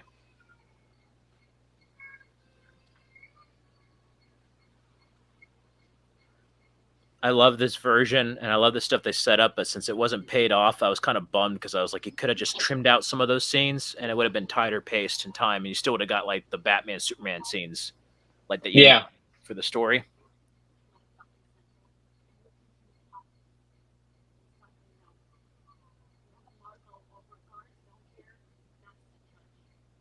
They do make Batman seem like the villain. Oh yeah. But I kind of like that too with like Alfred. He even knows like there's gonna be a line later on where it's like so falls the house of Wayne, you know? Yeah. And he's just like, this guy's my surrogate son's going too far. He's like he's rageful. I love this. This is different. And the theatrical, this takes place at night, and now it's like dusk. It's still daylight in this version. In the I don't remember that. Yeah, and the theatrical, it's like completely pitch dark nighttime, and then this one's like. It's crazy. I haven't seen the theatrical since it came out. Yeah, I saw it. Well, I like see it on TNT when they show it, so sometimes I watch it on cable.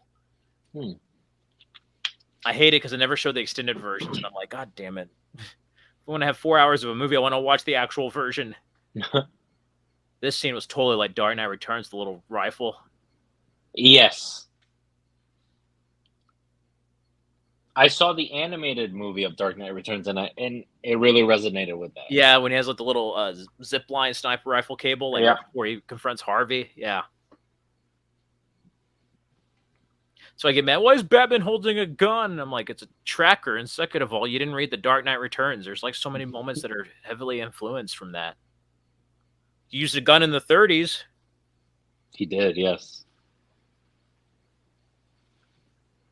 LexCorp.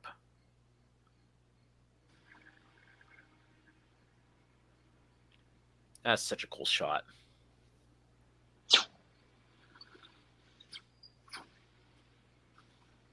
We get such an amazing Batmobile sequence. Wow. Oh, I love this scene and the music. It's just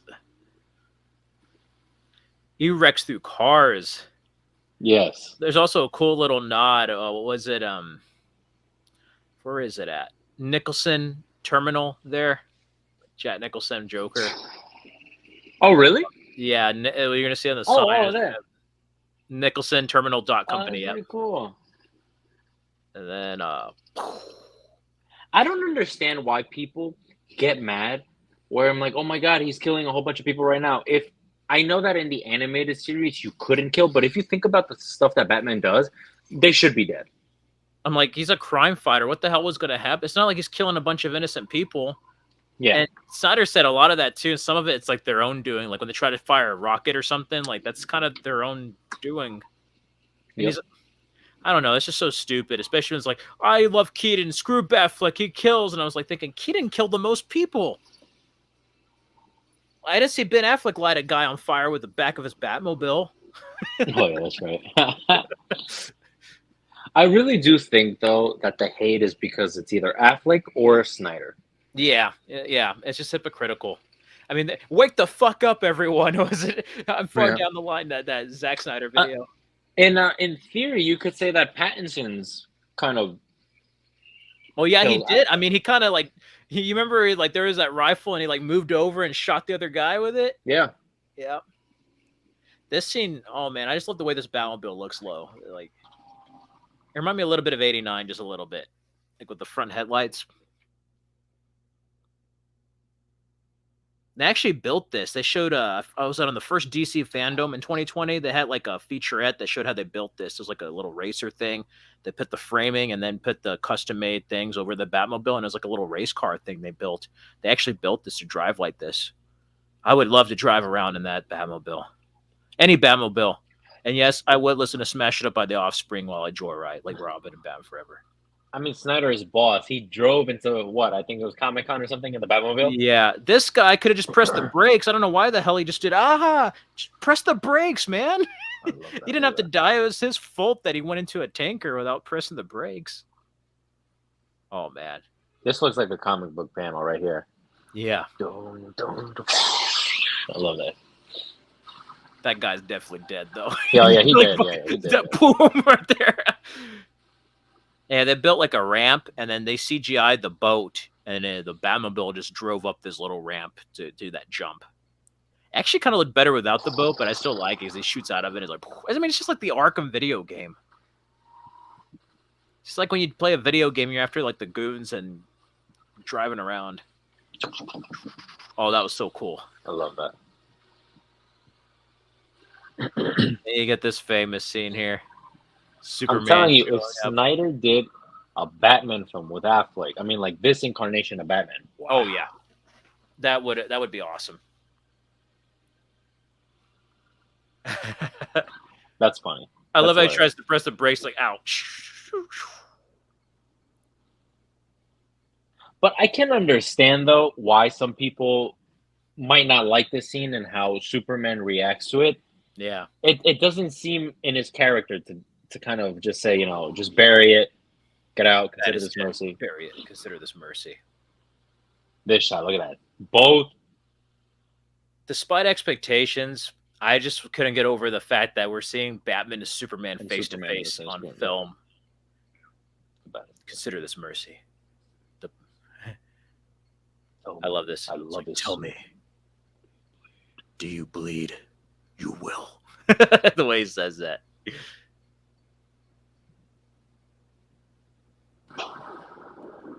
Damn. His suit is incredible. Ben Affleck's It suit. is. I love this scene coming up here where he drives a Batmobile back into the Batcave. And then Yeah. he just takes off the cowl and it just looks like comic book Batman. Pew. That was awesome.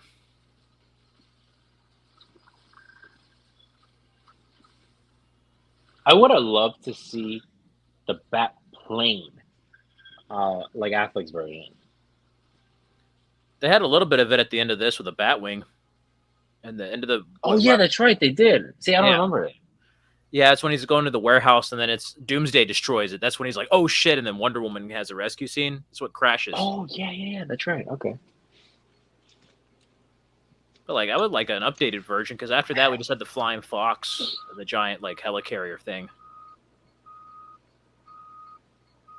Then there's a kryptonite. Damn.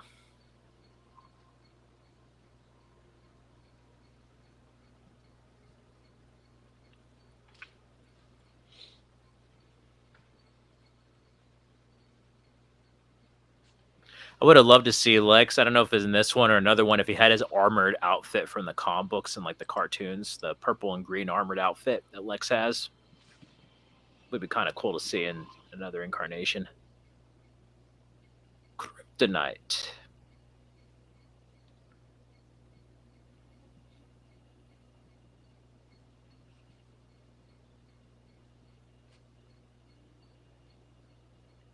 Nice.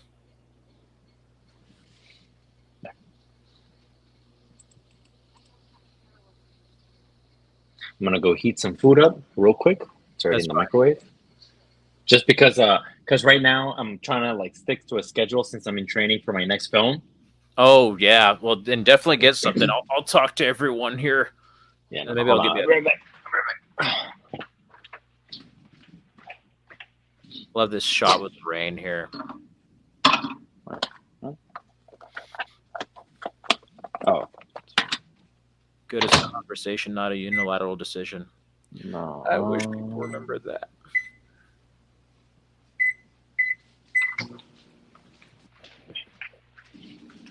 This presentation of PBS is brought to you by Diet Dr. Pepper. This diet has been rough in this training too. So It'll be worth it. It'd be worth it. See, my thing with this is seeing BBS, seeing Affleck's physique. It's just motivation, but I'm kind of going on the leaner side, so I'm eating less. But yeah, it's rough. This is a good scene with Martha and Superman here.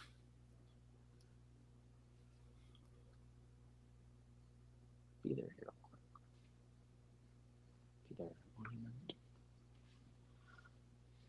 Diane Lane. I mean, it's fantastic.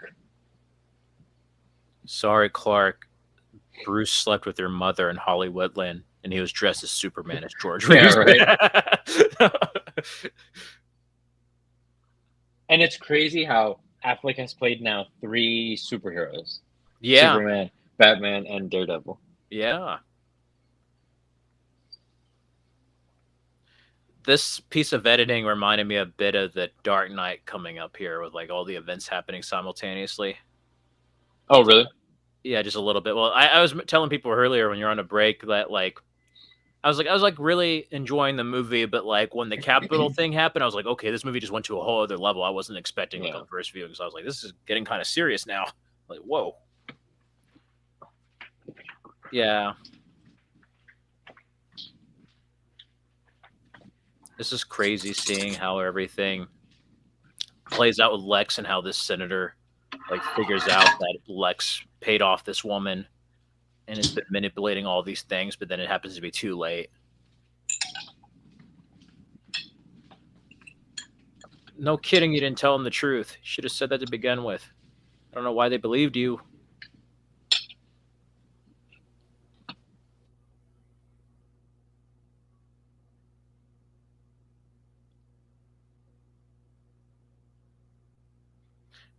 This arc makes a little bit more sense with the scenes added back in.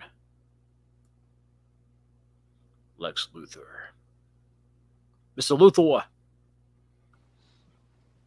Otis is going to be in the new Superman, right? I think so.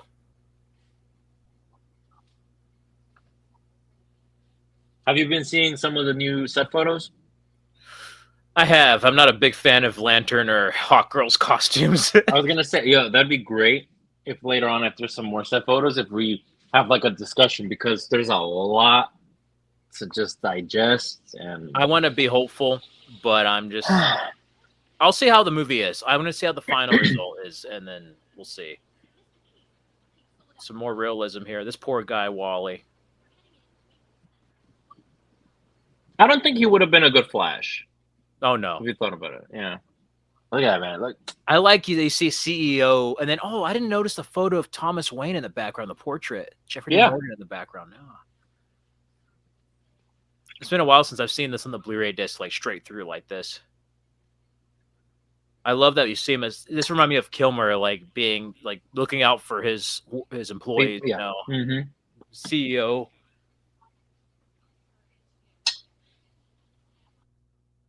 Yep. I love how all this is coming together in this one. And she sees a woman there that lied, that just told the senator, and then there's KG Beast there.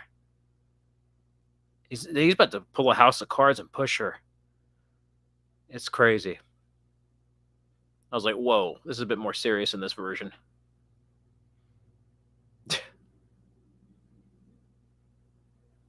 And I love how the senator like figures everything out, but it's just too late. And then Lex being there, he's just so intimidating in the scene. It's like, you talking about me? She gets outsmarted. Yep. Well, the poor Mercy, man, he didn't give a crap about Mercy. I'd go in there and wait for me next to my seat so he can blow up with everyone else. Is she in the animated or comics? Yeah, Mercy Graves, yeah. Okay. She was in the Batman Superman movie, she was like the limo driver that was a woman that was fighting with Harley. Oh, okay. That's who that's supposed to be, yeah. Okay. Man, and how they blocked Wally's checks and then just did this. And then it also messed with Bruce. Like, he manipulated Bruce as well with his trauma. In the trailers, we always thought that it was a hint to Joker. Yeah. It was like the red and everything. Man, this scene's crazy.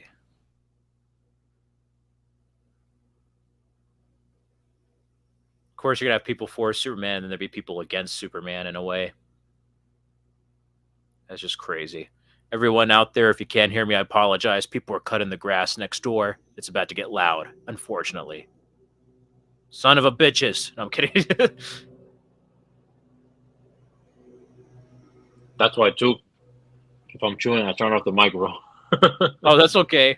Chew along with Mauricio right now. Eat your snacks, everyone. Just have like a please eat right now. Like the theater thing. Clap now, applause now. No. Guys, you don't understand. This is a long movie. This and Justice League would be the hardest to go through, but everything else I think would be pretty much a cakewalk because it's like 2 hours and under in some of them.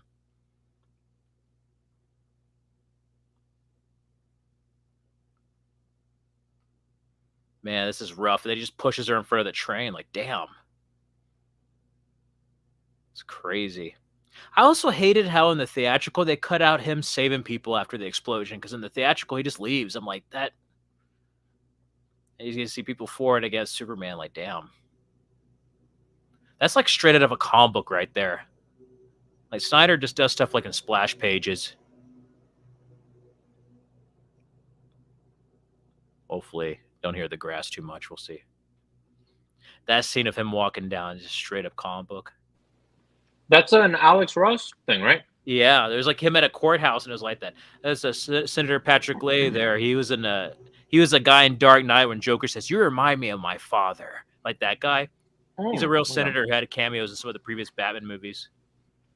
He was also in Batman and Robin. He was one of the people bidding when Poison Ivy was there, Uma Thurman. Like when that Bane in the little gorilla outfit and it was like the Bat credit card, that scene. No way. Yeah, so he has like different cameos in like the Batman movies. Wow. He's a really big Batman fan, supposedly, but he just has different cameos. That suit's so good. This is screwed up when you think about it, though, Lex. Because earlier, Holly Hunter's character's like, get a bucket of piss and call it Granny's peach tea, and I still won't drink it. He freaking did that. Like, that's demented, man. That's like really screwed up. Before blowing the place up, like that shows you how twisted this Lex is. Mercy. She's like, "Where's Lex?" He's getting the hell Mercy's out of for there. the weak. Yeah. Oh, yeah. Today is a day for truth. Yep, that was the trailer line. Oh man, this is messed up. You actually got like a jar of piss. Gosh. I was like, holy crap, what?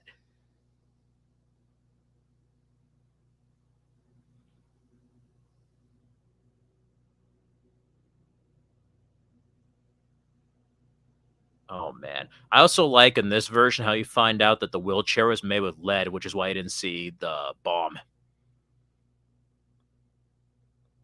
Would have been cool if you could Which hear makes it, much more sense. Oh yeah, it does. Because then it's like, well, oh man. Granny's peach tea.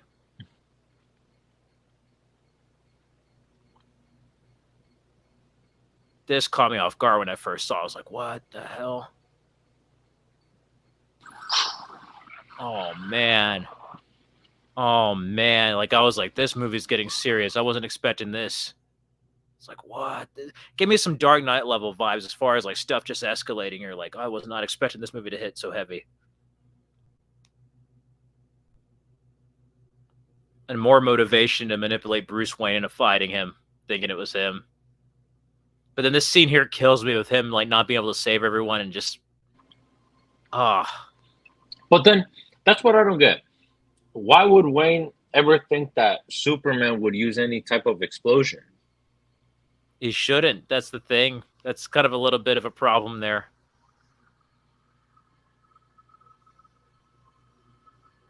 You let your family die. He could have just been also projecting his rage on his Superman. Like he just still wanted. He just had a vendetta with him. Where he's just like, I'm tired of this guy. I like that they showed this with him helping people out of there because I don't know why they cut that out of the other version. Thought maybe it would have been a little too much for PG-13 in a sense. Oh, maybe like because you do see people burnt up and stuff and injured.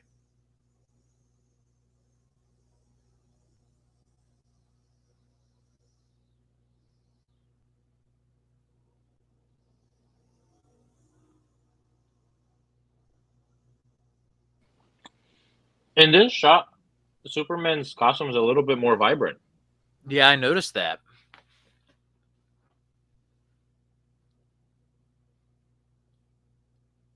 Damn.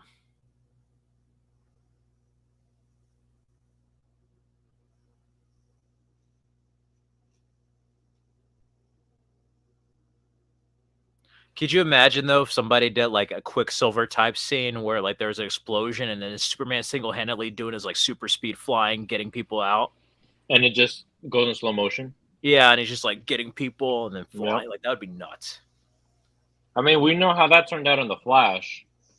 Oh And yeah. it's not really, well, I mean, If we'll it's get done there. right, it'd be good. But if it's like, Right. And it's Snyder too, so yeah, we're in good hands. log cut. Alfred's just out there cutting logs.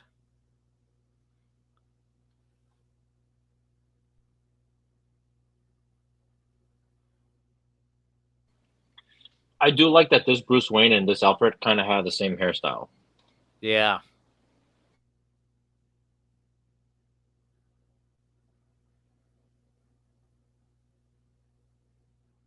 Now he's really worried. He's like, oh shit. Now he's gonna go off the deep end even more.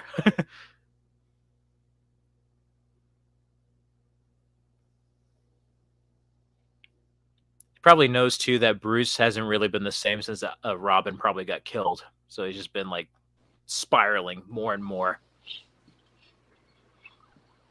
Yeah, I think the going off the deep end with Metropolis, that's what kind of snapped. Mm-hmm.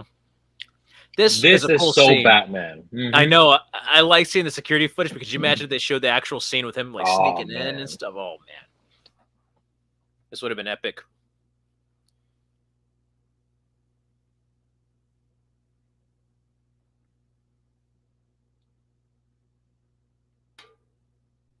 Two. Okay, so we're about halfway through.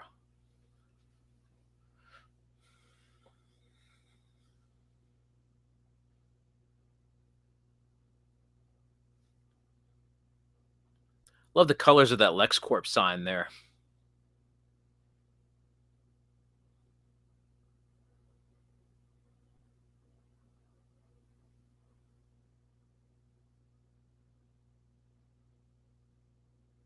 Oh man.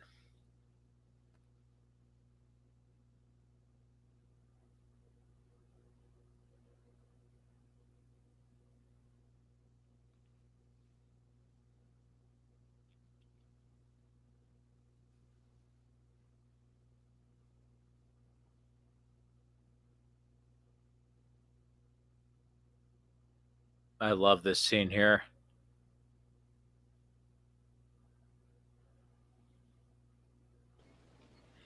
But see, what gets me so confused is that I know that Superman's really confused of what's not happening, but shouldn't you already know that you can't see through lead?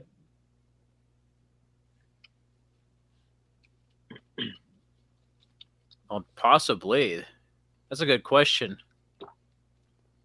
Because all of a sudden you're saying that I can't. I mean, you could see through anything besides lead, and But, you know, now maybe just maybe he said he wasn't even looking. Like he probably didn't even bother to use X-ray at all. So that's probably why he okay, was like frustrated.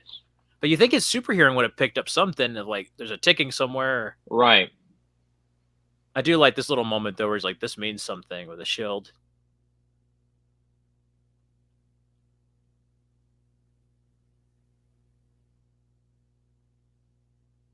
Well, whose fault is that? You killed Zod. No, I'm kidding.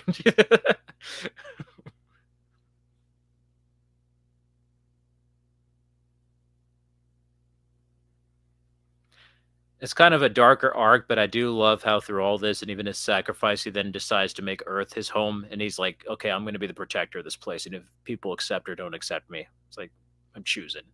And she did it before, but he's doubting himself with everything going on. This is It's crazy. crazy. It's crazy how Lex finds the ship, or I mean, they already had it, but he gets to go inside. Yeah, and then like discovering the technology and how to use it.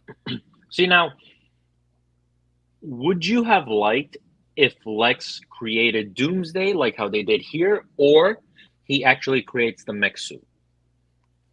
And then we have a finale where he fights both of them.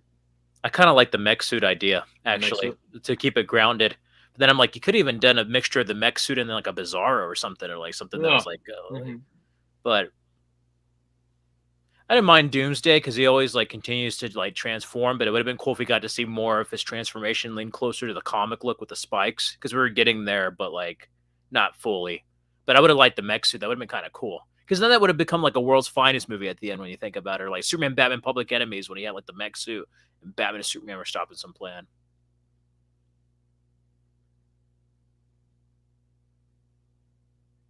I was one of those people that would have like liked it if they did that, but then at the same time, I'm like, well, I like what I see now, so it's okay. Like, but it's one of those where I'm like, it would have been kind of cool to see the mech suit. I think. Oh man, Great training sequence. It's gonna be your training sequence. Exactly. Just get a training sequence like that, and then put the Rocky IV score on. Hearts of Fire. Yeah, just do that with Batman. Just put like Hearts of Fire. Make it all 80s. Then you have driving in the Batmobile with No Easy Way Out by Robert Tepper. Of course. Damn. Nah, I'd rather do Angel of the City. Oh yeah, that would be good. Damn. I think the guy who trained him did like a lot of the training for the 300 actors, did the stunt stuff. Yeah. Like, trained Gal Gadot, Henry Cavill. Like they're beasts. I was like, damn. Look at that, man. Forget eating cupcakes and stuff. I want to go out and work out now. This does help, though. It is a motivation. Oh, it is. I like how they have the periodic table symbol for lead there with PB. And it's crazy to think, though, that when Affleck said that this is the best shape I've ever been in, you could tell that he put everything into it. Yeah.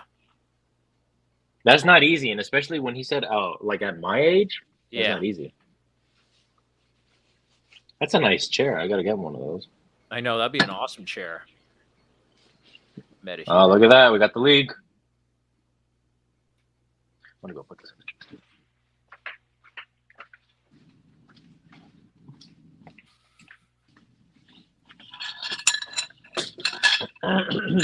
Here's Diana.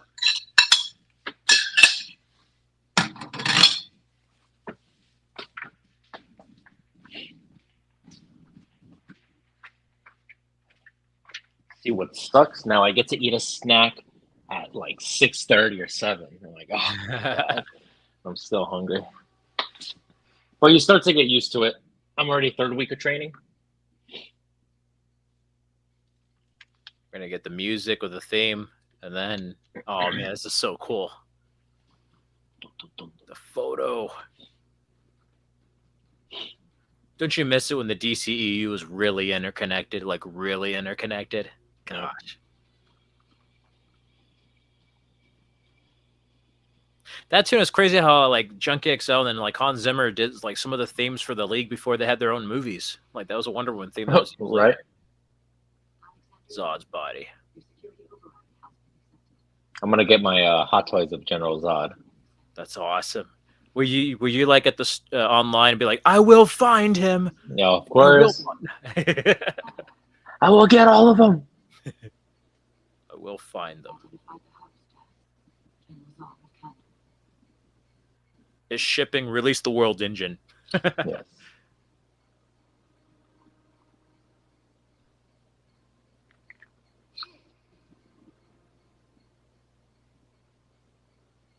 You flew too close to the sun. Yeah, with all the experimentation here, that's what kind of reminded me a bit of the older mad scientist Lex from the earlier comics. I was like, okay, this is some crazy genetic stuff you're doing here. So it is a mix of Zod and Luthor. Yeah, it's Okay. like Doomsday.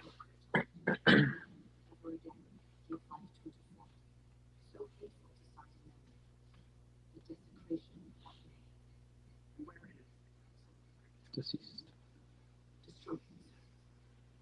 Then proceed.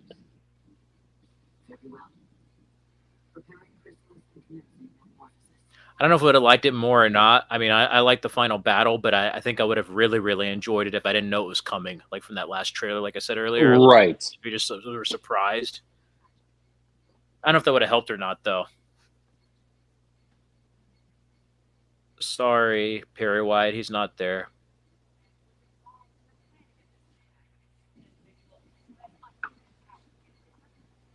That scene reminded me of Watchmen there. Yes. Damn, and then the kids seeing that.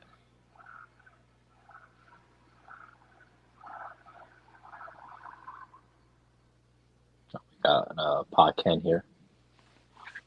I love this scene. It's a bit out there, but like they've always had that in some other incarnations where he can like talk, or he like thinks he's talking. You know, I know like the last season of Smallville had a scene like this with Jonathan Kent from that one, and like Clark was talking to him when he wasn't there. He was having like a moment of crisis, and he was like talking to his father.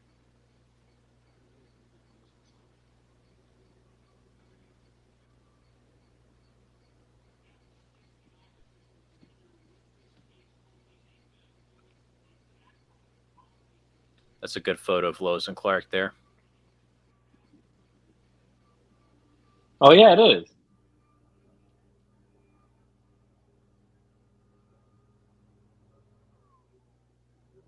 This scene here, this is where the wheels are rolling, where Lex's plans coming together. I just love this. I don't think this specific scene itself might have been in the theatrical. I don't know. There's like the sunset scene. I love that there. It's like everything's falling into plan. It wasn't in the theatrical? I don't think so. If it was a lot like shortened maybe. Maybe it was just like the tail end of it when it rotated the camera. I don't remember it being as long. I have to rewatch it again. I haven't seen the other one since I saw it after seeing it on TNT. I like watched it on the regular Blu-ray like when I got the Ultimate Edition.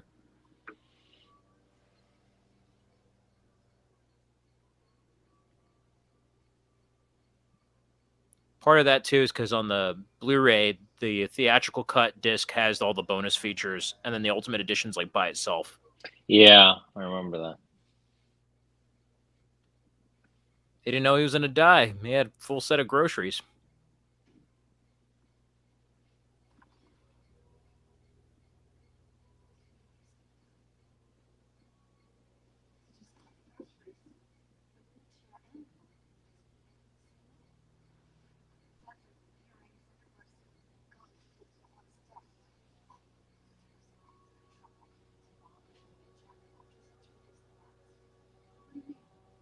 Ah.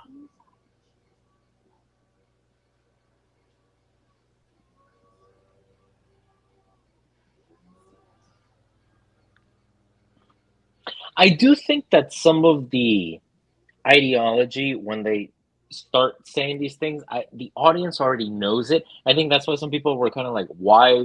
That doesn't make any sense. Superman should already know this." Mm-hmm. I don't know. I was But thinking because I said inside because I thought it was the outside. Maybe he had regular. I guess the machine was like the same inside, and then under it was the lead part. I don't know. It's interesting though. But you think Superman would have been like, "Hey, something's up here. I can't see through that wheelchair." yeah. Kevin Costner's so good here, even if he is an apparition.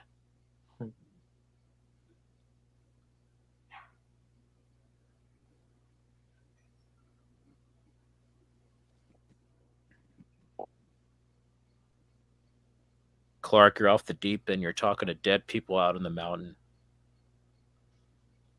He sees dead people. No, I'm kidding.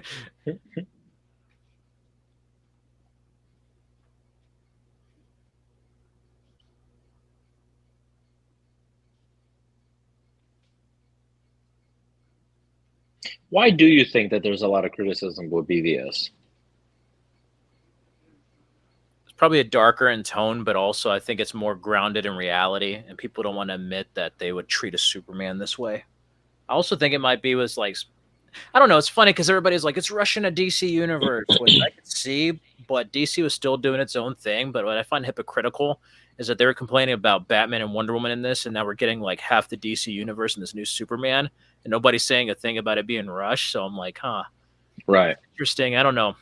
I think there's just a lot of BS after Man of Steel, and then definitely like Dark Knight Rises. Everybody's like, everything has plot holes. This has plot holes, and it just felt like Yeah. after a while, people were complaining for the sake of complaining. Where I mean, a film does have issues. Not a perfect film, but it doesn't. I don't think deserve the hate that it gets. Per se. Right. Yes. Especially when I see some of the same problems in other superhero films, and then they get like praise as being the best thing ever made. That's true. But it's crazy. I think too, some of that because you get two iconic heroes, it's like if it didn't measure up to your expectations of what you imagine in your head of them two meeting, it might be a bit troublesome. This is a good scene here where he's talking about his family being hunters. I'm older now than my father was. That's maybe the only thing I do. I love that line. It's a good line.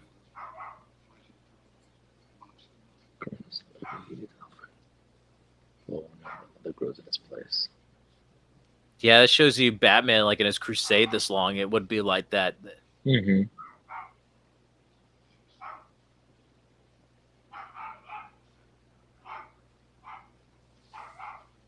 My dog's going crazy right now. If you hear, he's barking at the people cutting grass.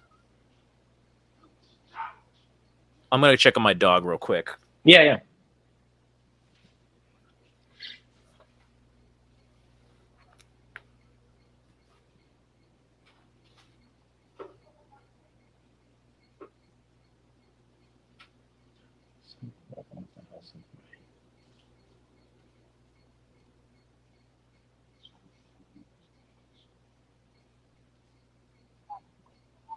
Hope everyone is enjoying the stream. What a fantastic time this is. It's been a while since I've seen BVS.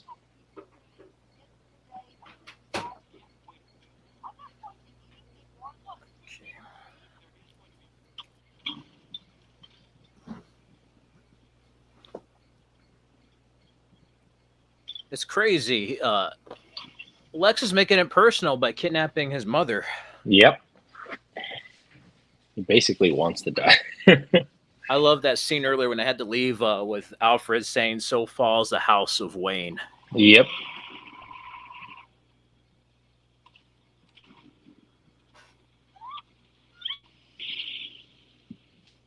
Armored Batman now. The armored Batman. And the We got the Riddler. Riddler thing. Yeah. That's straight from the Dark Knight Returns. I love it. And then the wide eyes too of the lights. That's comic book Batman right there. Funny enough, I was thinking about getting the Hot Toys, but the battle damage, like where he has half yeah, because they that's the deluxe edition, and it has the spear with it too. But I don't know. Why'd you say that name? Why? Oh man, the music. This whole last hour is just so damn epic between the fight they have, the warehouse stuff, and then the Wonder Woman, Superman, Doomsday. Like, just the last hour of this is awesome. The night is here. It's funny, like, love or hate this film, you can't deny its influence on other superhero pop culture, like whether it's like the boys parodying BVS, the aesthetics being used. Oh, Dawn of the Seven? Yeah. But also, like, this says something about a film, whether you like it or hate it, that is still being talked about almost a decade later still. Yeah. But it feels like if it was just 2 years ago. I know, it really does. I have to say, I really dig this movie now more after the Snyder Cut, because for a while with the theatrical Justice League, with Josh Whedon's version, it kind of ruined this film for me because I was like, Yes.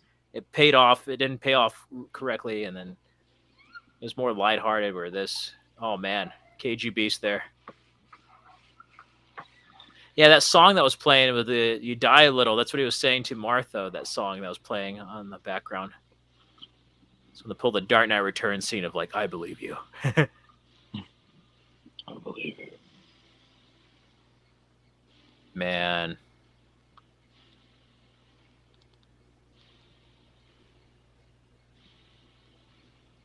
Good thing Superman always saves Lois. What if he was wrong? Lois would have just died. Exactly. It's like, that's odd. Superman was supposed to show up. Why didn't he show up?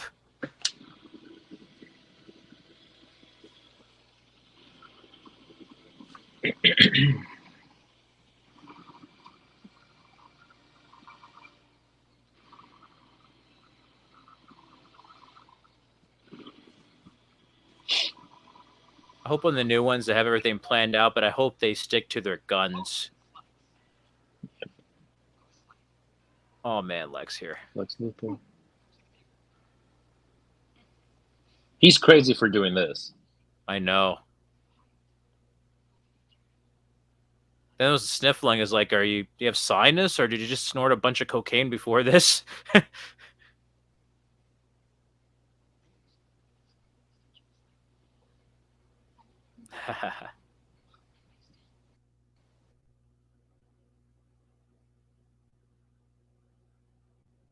Sand in the desert. That's a 3-syllable word for any thought that's too big for little minds. I love that.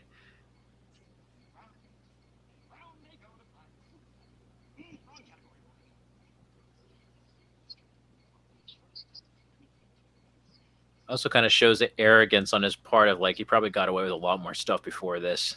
Right. Man, he just pushed her. Pulled like a Christopher Walken Batman Returns, man. Just went. And I like the scene here. Sorry, Soups, you couldn't hear where Martha was being hit and your mother, but you go ahead and find Lois out of nowhere. Wow, I didn't realize it flew that far down.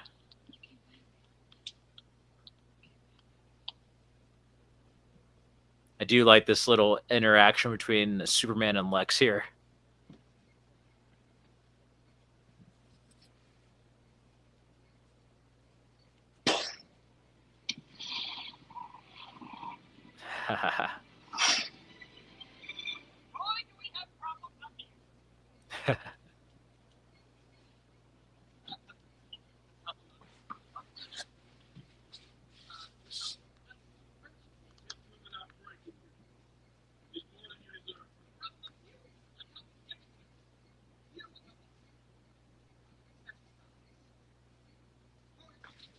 Goddess, Horus, Apollo, Jehovah, Kal-El, Clark, Joseph, Kent. Oh man, that surprised me too. That he's like, oh man, he knows who he is.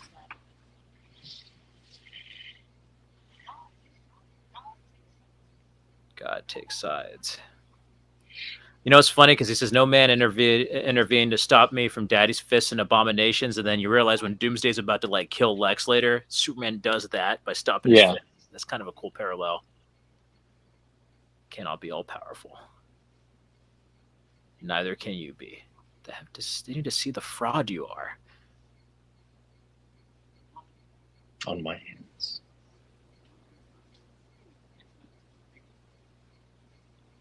This whole last act, if the vibe of it was throughout the whole movie, I really think a whole lot of people would have loved it. Oh, hell yeah. I mean, because if you think about it, that's what World's Finest could have been. We get act 1 and 2. Yeah. And then this is like the concluding thing with Luthor. Yeah. I still think, even though I like what they did here, I still think if they had one more solo Superman, introducing Lex, maybe even featuring Bruce Wayne, and then like the third one be like this or World's Finest, I think it would have been better. I agree. How about you? She's safe on the ground. How about you? I love that little dig.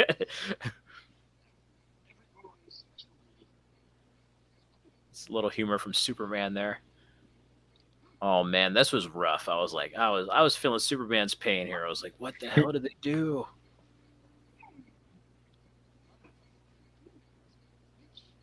I'm glad you fought the Bat Superman, but I kind of wish you did what you did with Zod in the first movie on this and be like, where is she? Just, Mm-hmm. oh man. But I do love the how comic book this looks here with his eyes when he gets angry. Where is she? Whoa.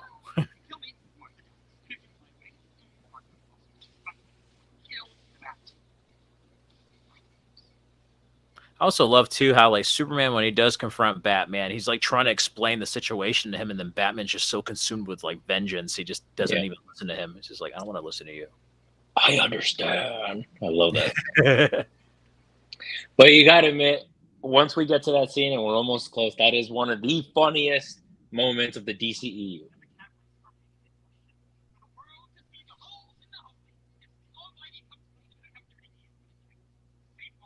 Kill the bat. it's also kind of different too on that one when we get to it on the IMAX scenes. You can actually see like Superman holding his hand, like stopping Batman before he pushes him. Really? Yeah, you All actually right, see so I'm his gonna like have to hand watch this. holding him back, but it's weird. I was like, I never noticed that much of a difference with the aspect. You know what's crazy too? I love how Superman's on his knees because that's what Zod would have done. Kneel before Zod, but now he's kneeling before Luthor. Yeah, I'm like, holy shit. But if you think about it too, because yeah, this Luthor is a pipsqueak. One yeah, one he little is. punch and dead. Look at that. We get one of the no, probably the best Batman fight scene ever. Oh hell yeah! This was like an Arkham video game come to life. Yes. If you really look at this, you really feel the love in this movie. Yeah, Or like Zack Snyder really wanted to put Batman in the movie. I think there's a lot of care, but I mean, I almost kind of wish Zack Snyder just went ahead and made a solo Batman movie. Like, I think yes, that's like, I love this, but it's almost like I think he wanted to make a Batman movie more than the Superman movie yeah. at times. So it's like this is more. Oh yeah. So say if you had Man of Steel, amazing, and then Zack Snyder's gonna direct a solo Batman. A1. Yeah, Look at Diana. See, I do feel that she's just sprinkled in. I'm like, yeah. eh. I love the reveals at the time, but I think they could have taken a little bit less lazy approach on the Yes. Justice League footage. It might not have been bad if they didn't have their logos pre-designed on the MOV files Right. already. No one stays good in this world. Shows you the concerns Superman has too. Despite going after the bat and everything, he doesn't want to Yeah. do this. I love the flying. God, the sonic boom. Yeah. She's ready to leave town. Yep.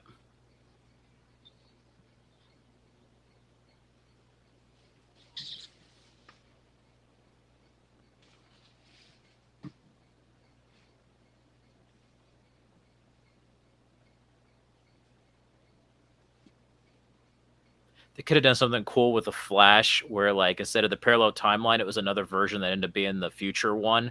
And I'm like, what if that was a guy with long hair? Which is why Barry's like, this looks like me, but with longer hair or whatever. It's somebody that looks like me. Yeah. I like how Aquaman was introduced, like how he's breathing underwater. As a photo. Yep. The Cyborg file is actually pretty cool because then we see that scene when Cyborg's retelling his origin in Justice League. Right, in Justice League. Yep. That's crazy. These early films has such good connective tissue and attention to detail.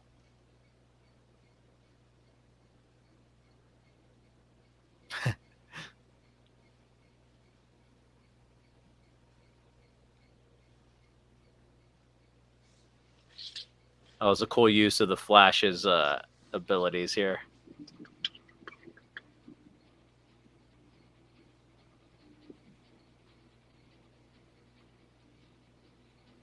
But then I guess that kind of supports what Lex was talking about with the metahuman thesis.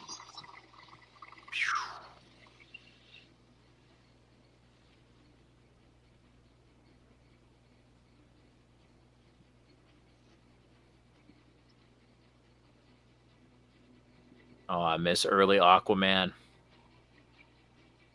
It was pretty scary. I know, so look at the eyes and everything. Yeah. I love how that's actually shot underwater. Yeah.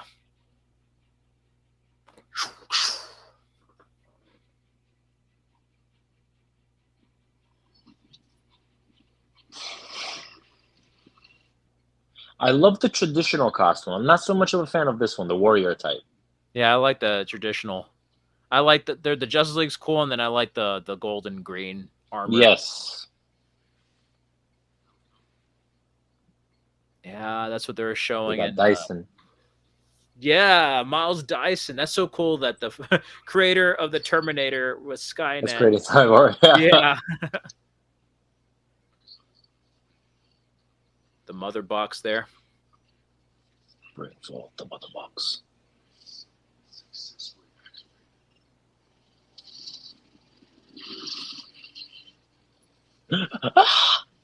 That was scary. Like Yeah.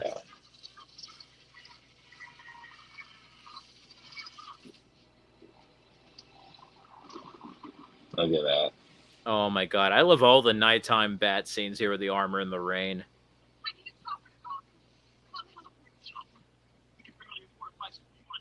It's not a story.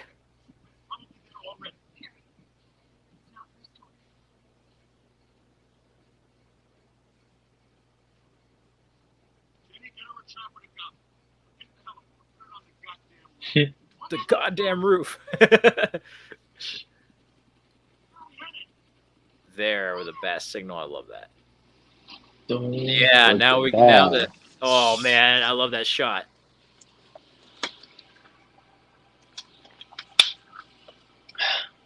Oh man, this is awesome. This is where the fun begins. Well, here I am. I love that. I love that.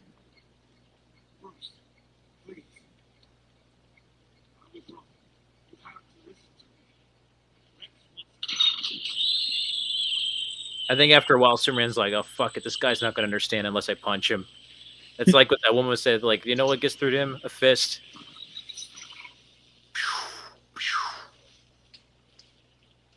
Supes could have just stayed there and tried to talk it out. I understand. I love that with a close-up. That's hilarious, man. All he has to do, literally, just flick his finger, and that's it. Oh yeah.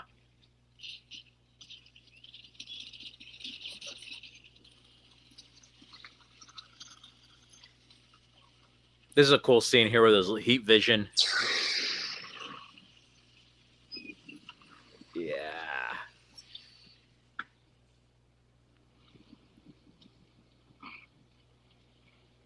There's like so many iconic shots in this last hour. Yes.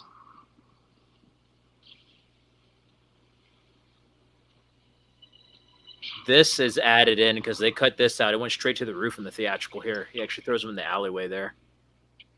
Oh, he did. I love too how like Batman, like even though he's strong in this armor, he still has to like kind of gain his balance and everything. I mean, the mech suit must be super heavy. Oh yeah. Oh man. This is straight up like Injustice over here. Yeah. I love this shot. Yeah, and he's just like breathing and just like, oh. He must be super fast at times, though. I love this little misdirect here with the. If I wanted it, you'd be dead already. Which is true. Yep.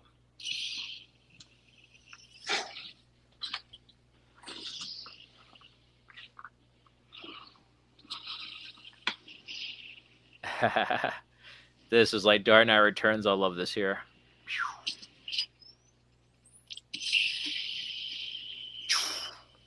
Oh man, that's crazy to inhale kryptonite like that. An aerosol. Breathe it in. Breathe it in. That's fear.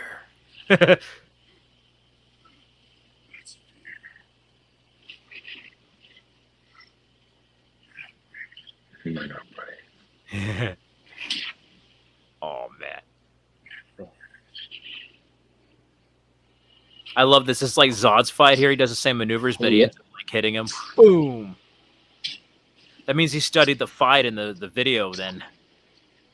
Of course, yeah, he had all the footage. Yep. See, this must hurt like a. This must hurt Oh. like hell. This part is such an odd with the music and Batman going down.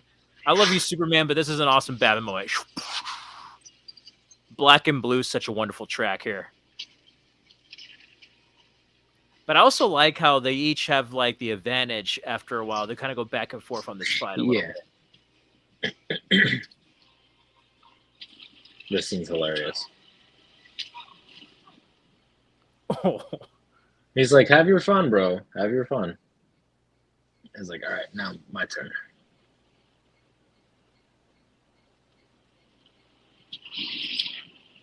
Gotcha. Oh. Throws him around like a doll.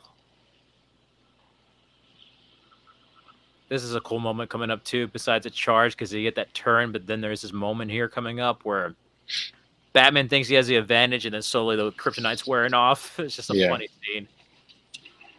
I love this turn here. Ooh. And then the look on Affleck's face is like, oh shit. Yeah. He's like, shit. I'm in trouble. It was Superman. It's like, wait. Oh. I guess with the Man of Steel score returning here.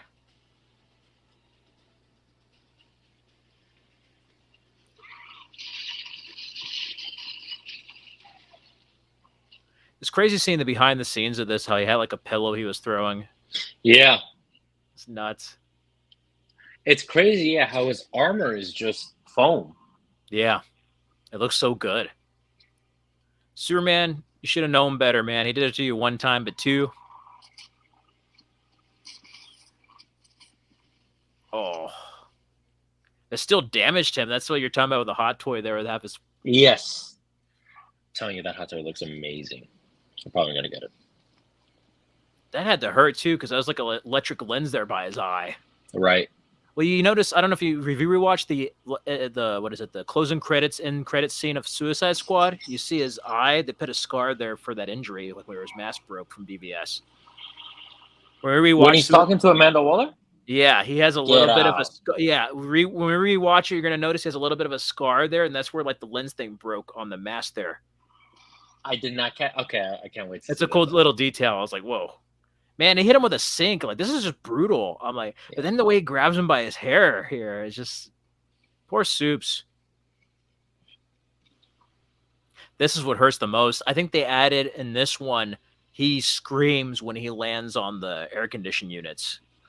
I thought that was in the theatrical as well. Not as loud. It was just like, instead of like, because he goes there, but then there's like a more of a scream here. Like, it's a little bit longer. This is cool with a back grapple.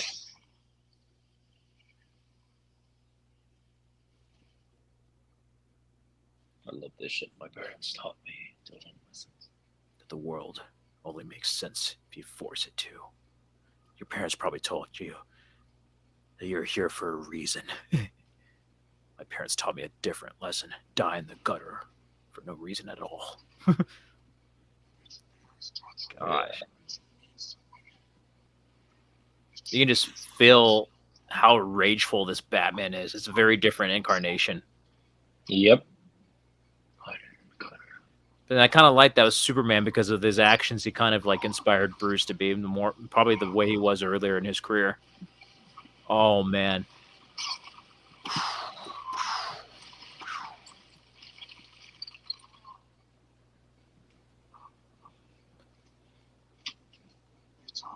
Now, this scene I actually really liked, despite the controversy. Because in this moment, I did too. In this moment, Batman realizes he's basically about to become Joe Chill. He's not going to be no different than the man who killed his parents.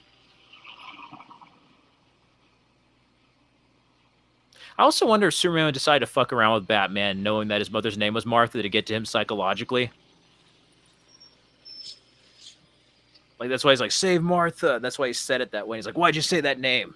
Yeah. Like, wondered about that. Was Superman like purposely saying that instead of saying like "save my mother" as a way to get to like Bruce? I don't know. So what? Maybe he knew That his the name was parents. Martha. So then that's probably why he said "save Martha" instead of saying "save my mom" because he knew if he said Martha, it might get through to Bruce Wayne. I don't know. I was just thinking about that recently. You're never even a man. Oh man, he cuts him with a spear. Some hardcore stuff.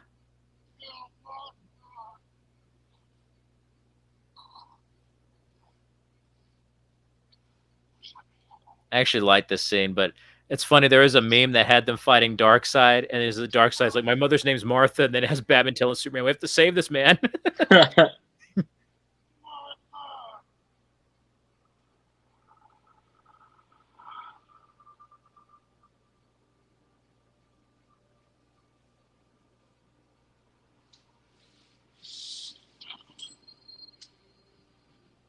It makes sense now why they opened up that way thematically. Yeah. It just kills me that we never got a proper flashpoint. Could you imagine Ben Affleck reading Thomas Wayne's letter, like from the That comic? would have been crazy. That would have been like one of Affleck's best scenes, hands down. Yep. I guarantee it.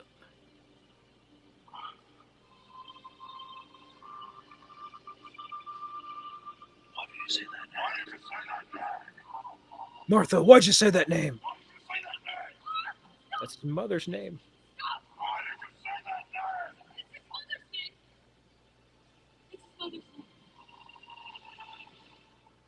Oh. In that moment, he realized he was going to become the guy who killed his parents. He went too far. That, and he sees that Superman's actually like a person, not just Yeah. and like. I love this like reflection here that Affleck does of just thinking like, what the hell have I done? And looking at the spear and then be like throwing it.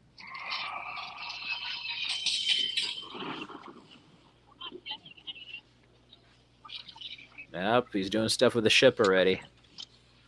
It's crazy how large of a role this ship from Man of Steel plays in the two other movies after. Yeah.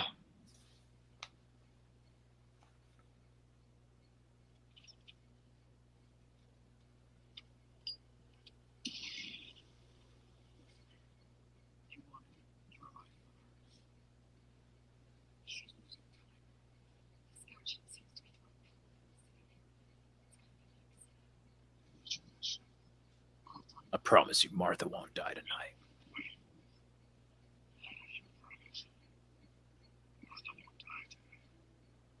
I love the score here. A little bit of Hans Zimmer score sounds like a little bit of like some moments of The Dark Knight.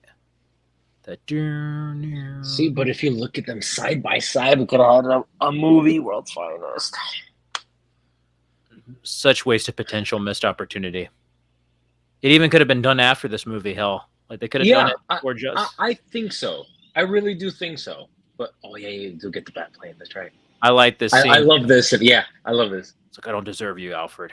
No, Mr. Wayne, you don't. I also liked how when his mask was ripped too, we got to see more of like Bruce Wayne. Like that's like Bruce Wayne coming through, not just the vengeful bat. This is going to be so. Oh yeah.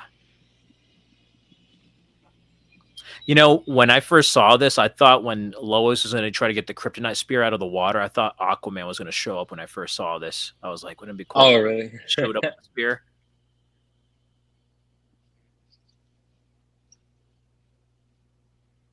Oh man, this part is going to be so awesome. Just adjusting the seat. Okay, good.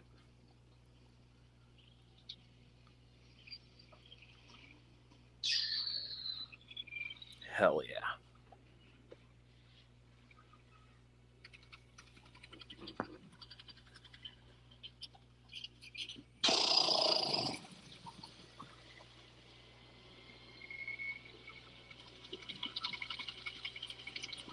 Before people complain, don't act like Michael Keaton didn't have a bunch of machine guns and rockets shooting at people. He blew up the chemical plant. I love this part. And then Alfred has more like he actually has a control of it, drone mode. I love that. Yeah. This whole sequence is just awesome.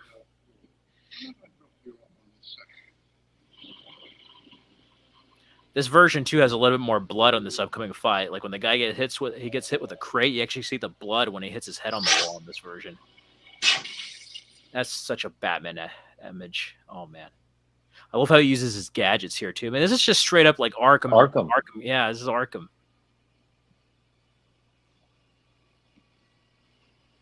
I may have to go play the Batfleck suit again in Arkham Knight. Have the BB. I never got it.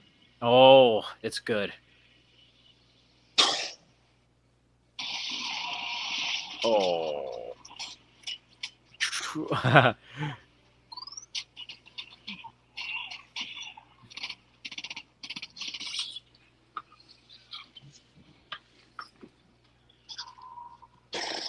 Love that.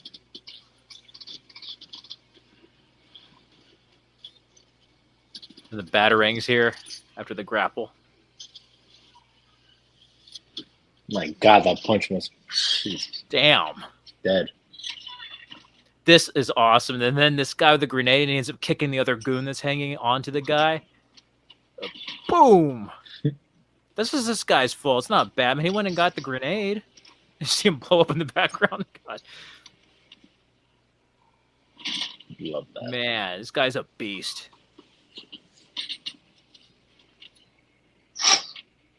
And he's fighting multiple people. I love this here with the crate, and then he like hits the guy, and you see like the ooh on his head. Oh, ow, ow. It's also cool seeing the suit, how bulletproof it is too. I was gonna say, so it is bulletproof. Yeah, because they're gonna shoot him in the head, and he's gonna be like, ah, there's that plate of armor. So maybe that's from the beginning. Yeah, I was thinking of that. It was like the new armor. Man, that punch was This right punch, like oh man, ooh. And then here, when he takes him down and just keeps punching, Pattinson had a similar scene like this. Yeah. Yes. And then yeah, it must be the head. Shoot him in the face. Oh. I love how they actually grab his cape. Yeah.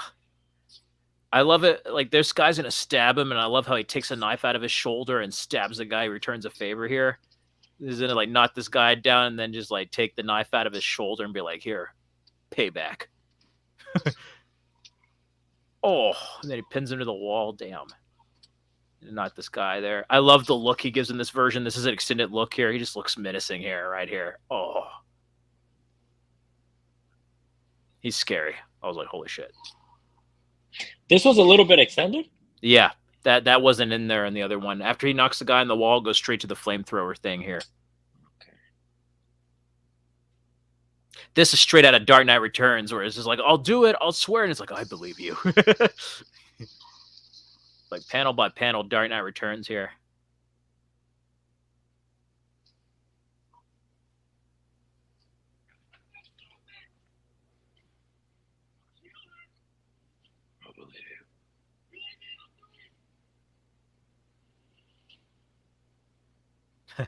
I believe you.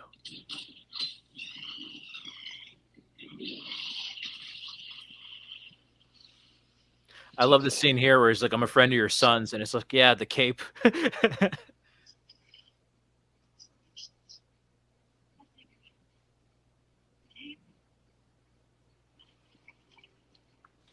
awesome. Quick little bathroom break. Be right back.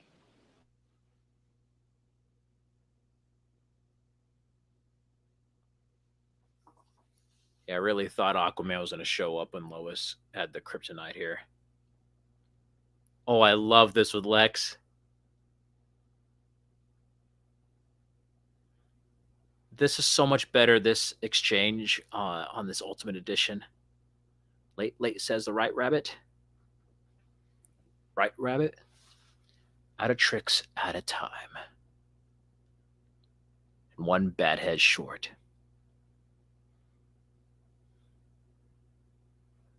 I love this. Break the bad news. I'd rather do the breaking in person. Love that.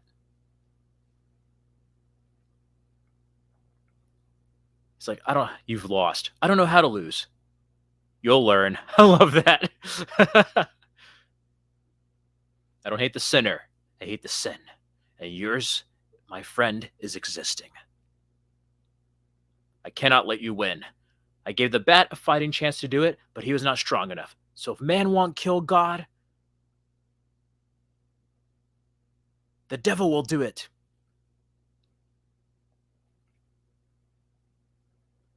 is Doomsday. A bit early, but you know what? Despite the directions it could have taken, I appreciate the movie for what it is. So like, I'm okay. I love this whole final act there. The great exchange between Lex and Clark there. Superman, so to speak. Oh yeah, and then as we said in a previous stream, Patrick Wilson's the voice of the president in this, King Orm. Yes. I gotta admit though, I like the design of Doomsday. Oh yeah. He does look a little bit like an orc though from Lord of the Rings. Oh totally. It's like, what if a Ninja Turtle and an orc had a kid? But you know, in the comics, he like continues to like mutate and get stronger. So I guess this could be like his primitive form before he gets like comic book.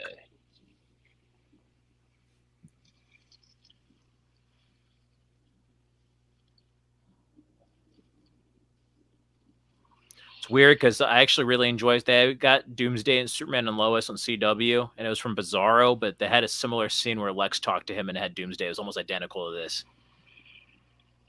It's a nice little homage they gave to BVS. God is as good as dead. Yeah, nobody saved him from Dad's fists and abominations. Well, Superman just saved Lex, his enemy. He saved his enemy. He could have let Doomsday kill him. Yeah, he would have died. This whole scene is just nuts. This whole, like, everything up to the end is just nuts here. And the music. I think what was this track, Tuesday or something? It's visually captivating too. Yeah, and the with the music, like, and the statue here. And that's why it was damaged in Justice League. You get to see this. Yes. But then it's like, I wonder if there's like some hint of recognition since it was part of Zod. It was like, what is this guy?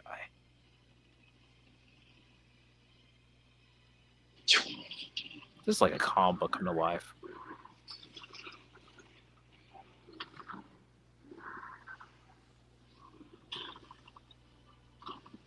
Damn.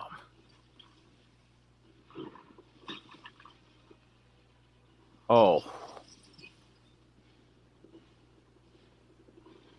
There's a little bit more to the helicopter here that they added in.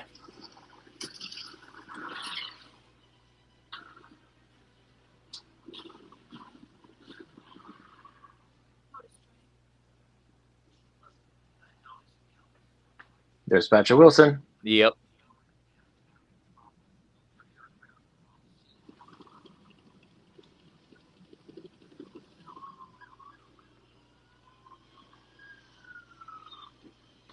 Yeah, this was added in too a little bit.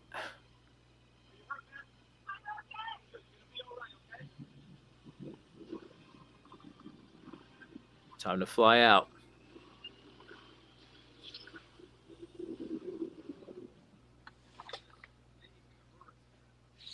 Here on Turkish Airlines. No, I'm kidding. Had those ads during this. Those ads were great.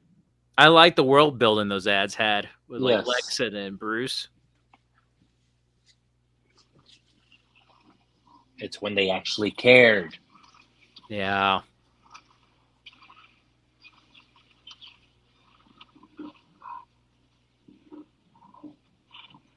It's like, love him, hate him, wonder what could have been. I just think it was a missed opportunity. I think people were robbed of something truly great. We missed out on something special, I think. And as far as like world building universe side of things. As far as these couple of films, they're still pretty good on their own. And you know, like, I would love to see more of Henry Cavill, but you got to admit, it was pretty cool seeing his origin, seeing him fight Doomsday, do the whole death, roll without, return as Superman, having the black suit. Like, he got to do a lot in his short time. Right. Even Affleck. Hell yeah. It's a shame, too, because, like, he's played the role numerous times, but they never got a chance for his own movie. That's what upsets me. I'm like, It's like, let him do what he wants without being rushed, with no interference, and you got it. Make it an Elseworlds. I think he would be good as Kingdom Come Superman. Oh, yeah. And then this here, see, he's trying to get him away from danger. He learned his lesson from Man of Steel. It's like, get him out of the city. This is straight from, like, the comic, and then it's weird. Like, I was watching all the Doomsday fights, and almost all of them are pretty close together. Like, they're pretty accurate. And, of course, there's Carol Ferris there. Could have been Star Sapphire with Green Lantern.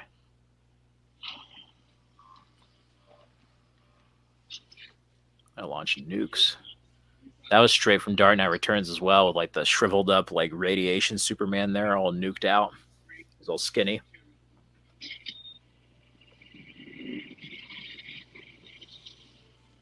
It's crazy is that it hit Superman and didn't do anything to Doomsday. That's scary. Yeah. Like, oh man, what are we gonna do?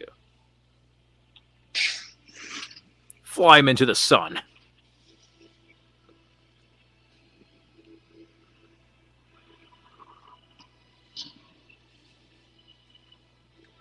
He's like, nope. Craziest thing is he does turn him towards it.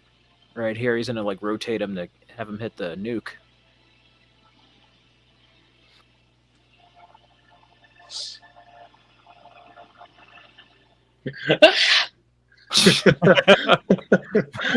Damn. I love this. Oh, good. Yeah, that's insane. Imagine that. It's almost like a reverse of the Man of Steel stuff, but it's at nighttime now. Right. It's always darkest before the dawn, I suppose. Yeah.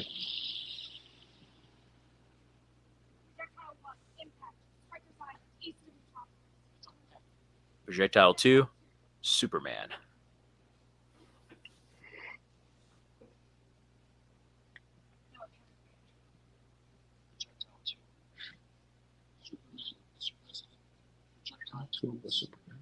Mm.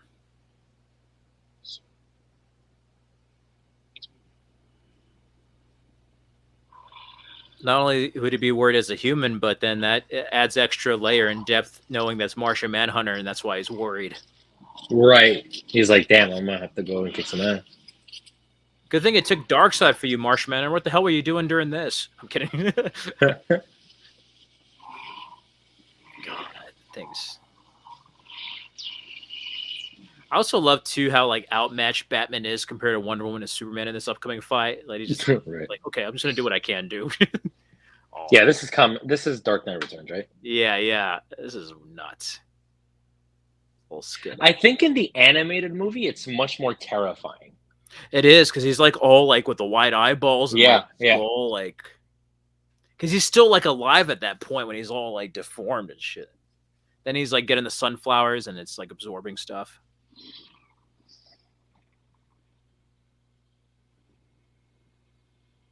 Man, I love this moment coming up. I remember when Wonder Woman had her entrance. Like, say what you will about the film, everybody lost their shit at the cinema when Wonder Woman showed up. Like, applause words, Yes. cheering. Like, I love how Affleck does the bat turn every time he drives. yeah. I love that.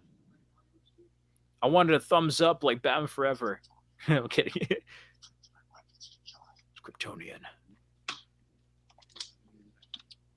Yeah, when I first saw this, I thought Aquaman was going to show up through the water, but if only Lois left it.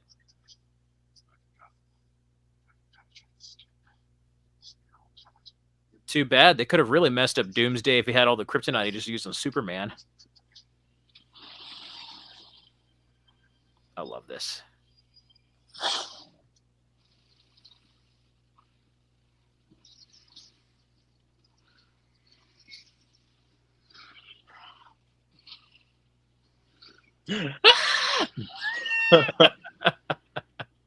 Oh yeah. Oh, this is so cool here. The best part about this, besides the skin regenerating, is when he opens his eyes and it's like the heat vision. I mean, was it the teaser trailer to DC Universe Online? They had something like this. So he's in front of the sun and then he opens his eyes. And He's like, I'm back. oh man, this is so awesome.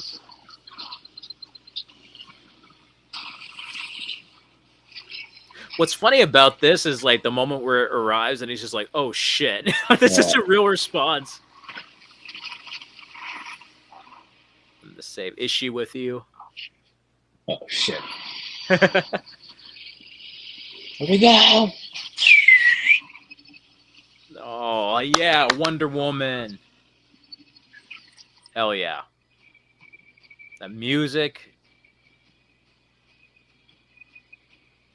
And then, you know, it's not only Batman and Superman, but you get the Trinity, the DC Trinity for the first time on film together. Like, that's just epic.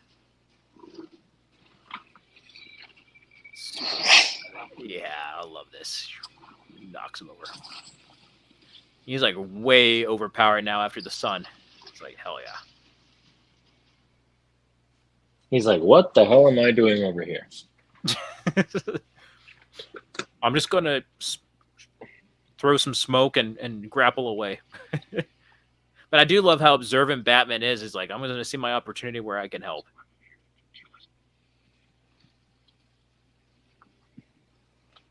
Lois.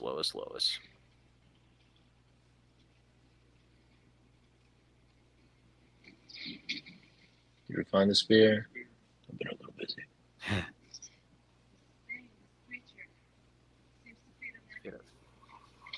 This creature is from another world. My world. My world. I've killed things from other worlds before. I love this. She's with you. I thought she was with you. And that famous Trinity shot. Yeah. Hell yeah. Yeah, I mean, say what you will, but this is just epic. Come on. The music also helps too. That just rock theme there with the electric guitar. I'm telling you, if I was in his position, I'm like, hell no. Be like that Scary Movie 2 scene with the priest. It'd be like, screw this. Batman just running off. Yo, we're getting a reboot of Scary Movie. I hope it's good. I would like to see them try to remake, like make a remake, like parody of the Screams, the new Screams, and just the requels. Yeah.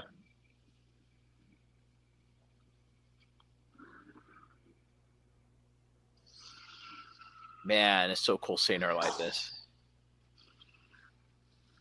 See, imagine that though. Compare Snyder's Wonder Woman, this Wonder Woman, to 1984. It's a far cry. Let's go.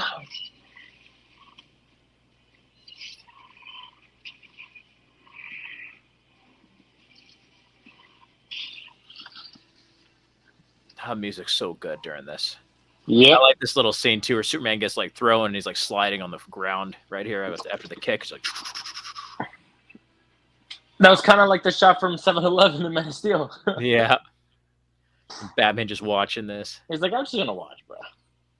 It's like, yeah, I'm not gonna do anything right now.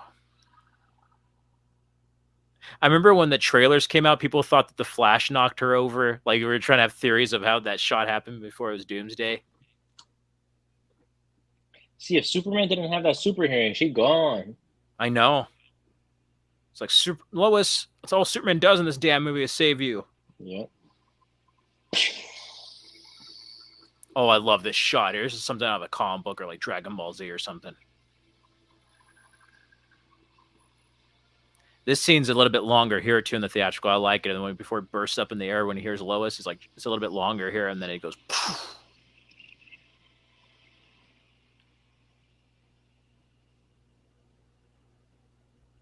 That makes sense because he was probably closer to that area where the other one he just got like thrown a little bit and then suddenly stops to here.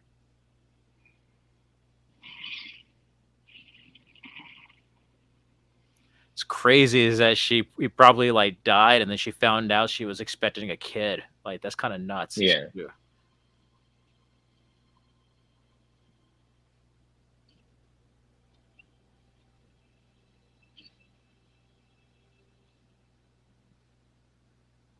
Sorry, kids. Arthur Curry's too busy getting drunk to help.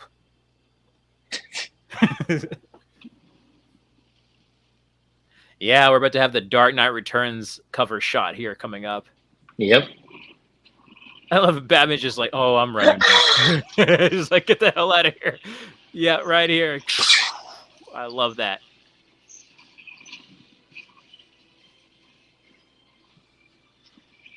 It's also cool seeing how he evades enemies with like the smoke grenades and stuff and then goes into hiding. I like that.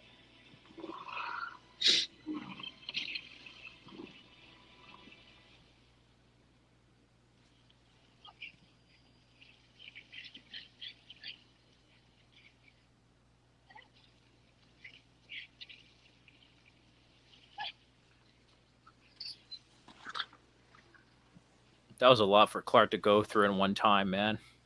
Hell yeah.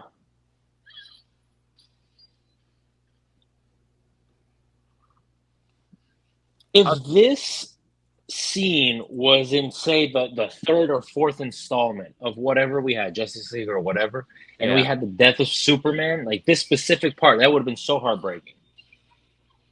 Yeah, this one, like, I was okay with the death, but what pissed me off is that they just showed him survive a nuclear missile, and then they still went and did what they did. Like, that's what I was like, oh, come on. I know he's going to be back, but it's just like, come on, guys. Like, why? Yeah, this is where he's going to get the spike. That's what I was telling you about when Zod fought Jor-El. He's going to get a spike here. It's kind of like the knife sword thing that Zod had to stab Jor-El, so that means Superman's about to get killed off the same way. It's kind of haunting. Oh, that's when I knew. I was like, oh, shit. That's kind of a given with Doomsday. That's why I was like, I wish they didn't spoil that in the trailers. Like, well, now we get a good version of follow-up this, so we don't get the theatrical, which we will be revisiting, everyone out there. The CGI lip. The score is so impactful here. I know. I think the score makes you feel... Dun, dun, dun, dun. If it wasn't for the ground crumbling, she might have been able to help, actually. What I love, too, is Superman's scream. Yeah. That also pays... that also is paid off in Justice League when his screams awaken the mother boxes at the beginning. Yes.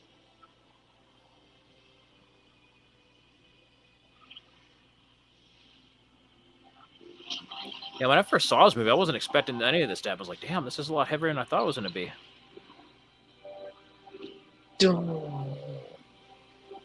Right here. And this is actually a bit more brutal in this one. This one he actually slides further in. Oh. Just like Jor-El. What gets to me is not that he was just stabbed, but when he's going to have to pierce the spear further into Doomsday, he ends up pulling on one of the things and pushing himself further in right here. Yeah. Oh. Now this version, you actually see him sliding through. I was like, ow.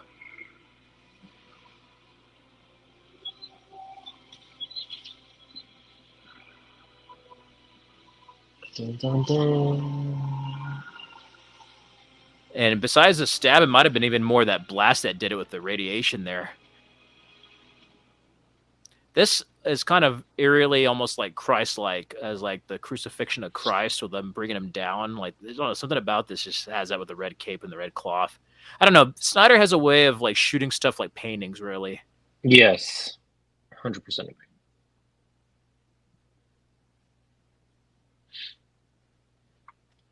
I love the silhouette of Batman when he kind of when he's getting out of the debris and it just yeah. See, I really would have loved the death of Superman though towards the end, once we have one Justice League movie or two.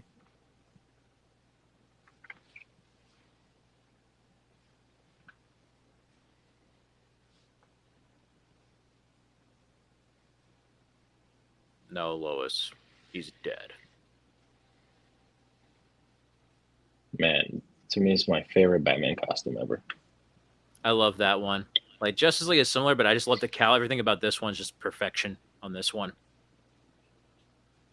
I do like how he kind of went a little bit back to it with the nightmare scene in the next one in the future. He went back to that cowl with the goggles. Yeah.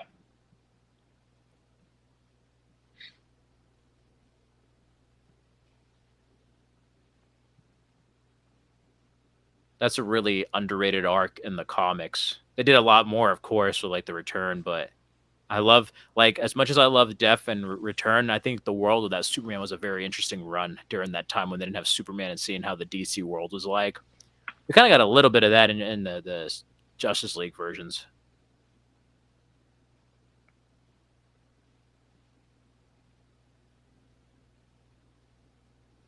Oh.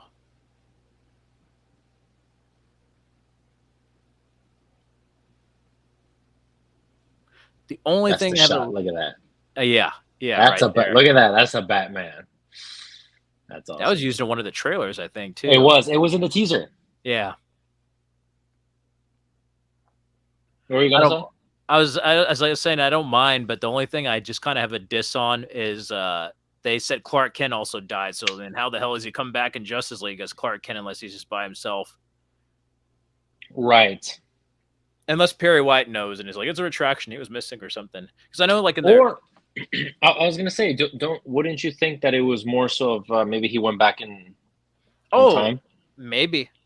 You know, It's just dude, crazy. this is some like diabolical shit right here. This I love even more now because this we actually get a payoff to with the new Right. Justice League. Because that's one thing that pissed me off when I saw the theatricals. Like, he doesn't look anything like the Steppenwolf. Now it's like, okay, yeah, that's so cool. I remember they showed this as a deleted scene when it came out in theaters. I was like, why didn't? It's all hardcore nasty. here with a head shave. Actually, it reminded me a lot of Lionel Luthor in Smallville season 3. There's a finale where he goes to prison, Lex's father, and he gets his head shaved. It's almost very similar. And now he's like Lex. And this with Arkham Asylum, I don't know why they cut some of this dialogue coming up with Batman. Yes, I know. I don't know why they cut it out. I'm like, that was only like 2 seconds of footage.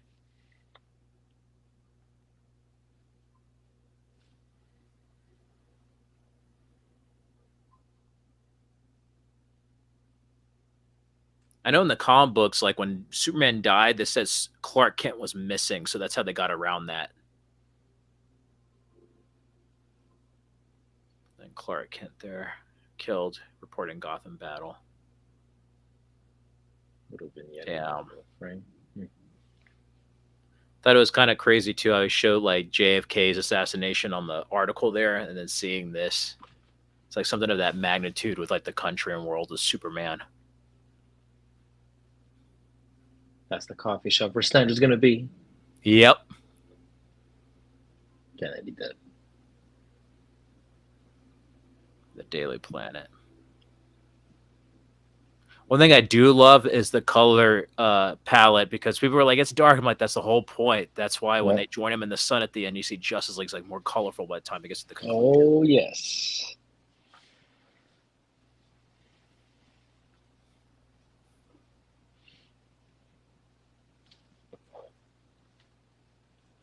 Man, I'm hungry. Oh, there's Deborah. Yeah, Deborah Snyder. Yeah. Then there's Pete. He's talking to the priest from the last You movie. got the priest. Yeah. He looks a little bit different in this with the shorter hair. Sometimes you just have to take a leap of faith. Yeah. And then humanity will screw you over and you'll die a premature death. I'm kidding. This is sad here with Jonathan's photo.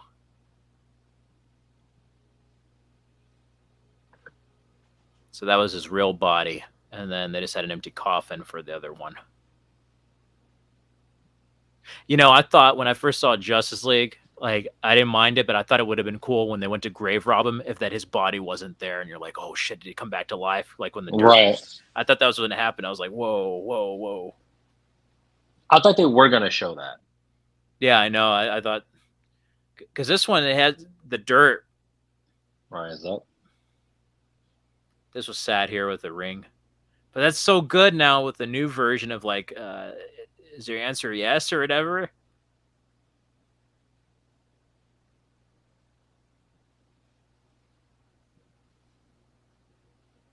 God, I'm getting all choked up thinking about the Snyder Cut version of Justice League with these characters and their arcs. Yeah, we'll never have a conclusion. I know, like a definitive conclusion the way it was meant to be. Like, it's still not a bad conclusion, but it still leaves stuff open, you know? Yeah, so, yeah, I mean, when we get to it, yeah, this is like a full thing. I just think, you and I talked about this, that Snyder might have done that because he knew they weren't going to come back to it, so that was just like, here's what would have happened, you know? Yeah. This procession is a little bit longer here, too, on this version. Okay, super. Yeah, that was just like the comics there, and then that's what we see at the beginning of Suicide Squad. That's Suicide Squad. Yeah, that's what I was gonna say. That'll be the next movie. It'll be a little bit shorter than this, thankfully. but see, I'm telling you, this would have been a great ending for maybe the 5th movie or something. Superman dying.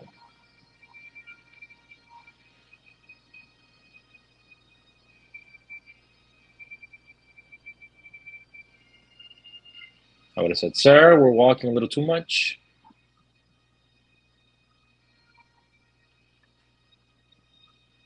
I like this with the silver shield and the black coffin here. That's the regeneration suit. Mm-hmm.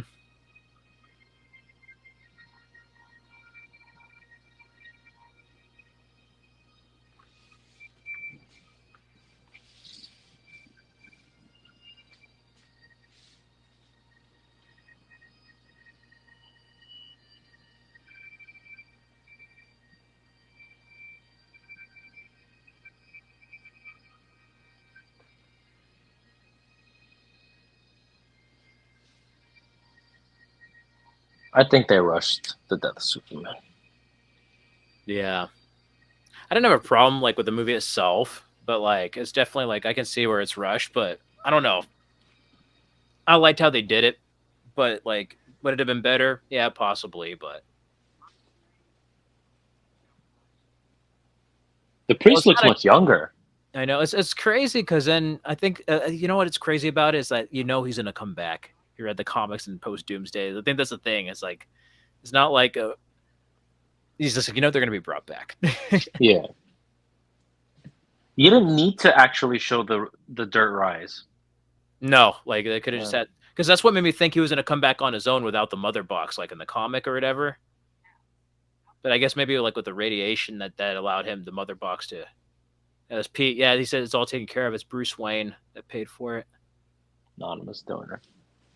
I love this. This changes not only Diana but like Bruce's arc, where it's like men are still good. You see how he was at the beginning of the film to the end, but yeah, if you seek his monument, look around you. It's just a beautiful scene here. Then we get the Arkham scene. I love Lex. He's so like cocky and arrogant. But I'm insane. That's why I have some friends. And I treat the criminals mentally ill with compassion.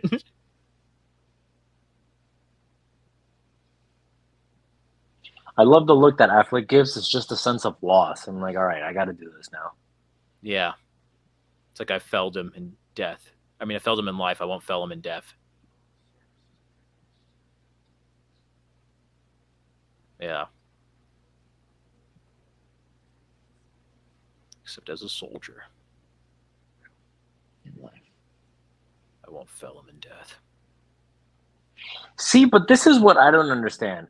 Is that he says all this, but I just feel that it's kind of out of left field, and we don't. If we were saying in Justice League, and all of a sudden like 2 movies down, then I would understand like everything you've been through. But it's just one thing that you've been through.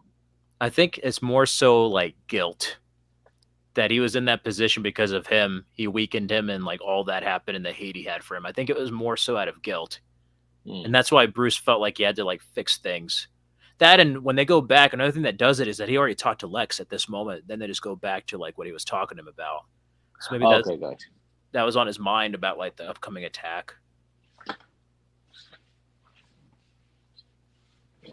This is such a good speech from Bruce Wayne. Enjoy one another, but we can rebuild. We can do better. Oh man, we have to. We will. To. Oh man.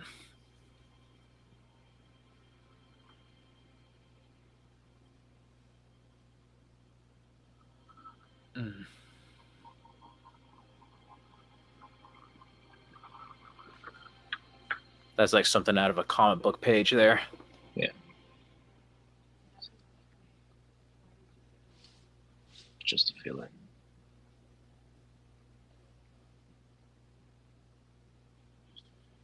Despite not the full, like, the world is a Justice League, at least we got to see Darkseid, because this movie left me so underwhelmed when I saw the theatrical. Like, now I got some bit of a payoff to it now. Look at this. This is an amazing scene. I love this. He's so menacing here. That, and he has the lyrics from the Police song. Get up.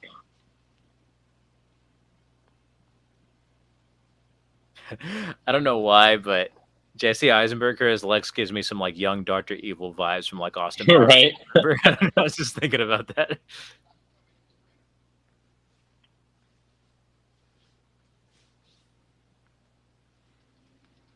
That makes sense because in the other one he was already standing up when that happened, and they don't even have the Arkham line here. This one they do. Oh man! No matter where you go, what you do, I'll be watching you. Cue the Police song by Sting. Their last breath.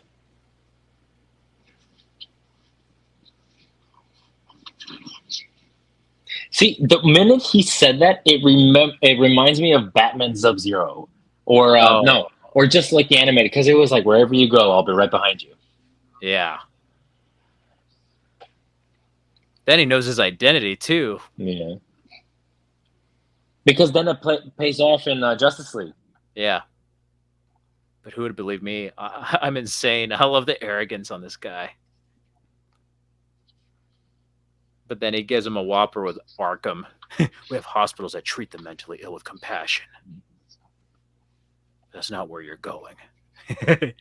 I arranged for you to get transferred to Arkham Asylum in Gotham. I love the look on Lex here. It's like, I still have some friends there. Yeah. I love that.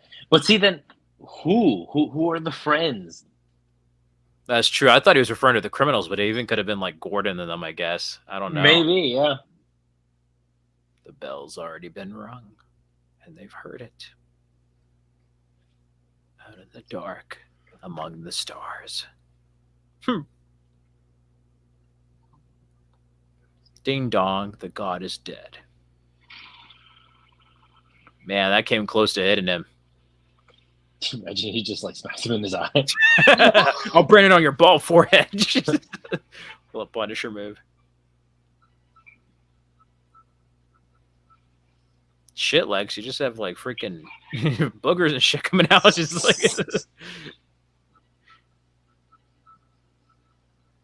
ding ding ding ding ding. This is actually, I don't know, I found that funny. Ding ding ding ding ding ding.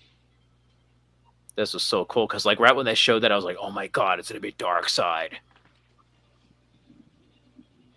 It's like other than Lucifer and like Sandman and Hellblazer, who's pretty much like the devil in DC Universe, Darkseid. Yeah.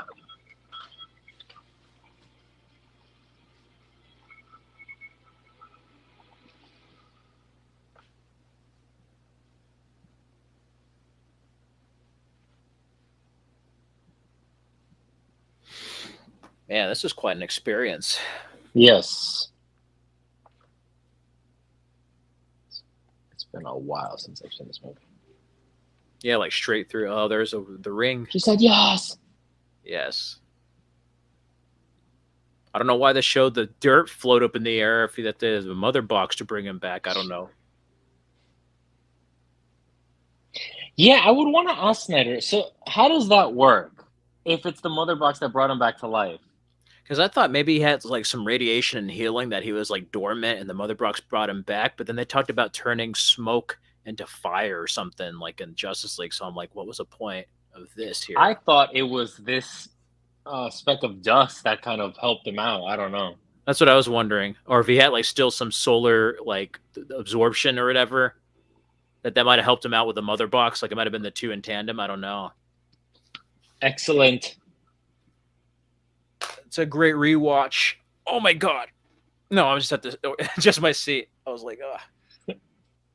Excellent, folks. Excellent. I enjoyed it. That was BVS. I loved it. Everyone. I love it. Oh yeah. And crazy enough to think, because you say to yourself, oh, 3 hours. Justice League is 4 hours, and that does not feel like 4 hours. This, it kind of feels like 2.5 hours. Yeah. They're like the parts of exposition and like the backs, all the subplots coming together. That's what feels longest. But like once it hits like hour 2, exactly, like from the fighting on, that goes by lightning fast to me. Yeah. Like the first hour and the last hour, like the middle portion's the only part that felt a little bit long. But yeah, like I enjoy the film for what it is. There's always like what they could have done, absolutely. But as far as like what we had, I'm like, dude, we got Wonder Woman, Batman, and Superman on film. Like, I didn't think that was possible. Yep, I agree.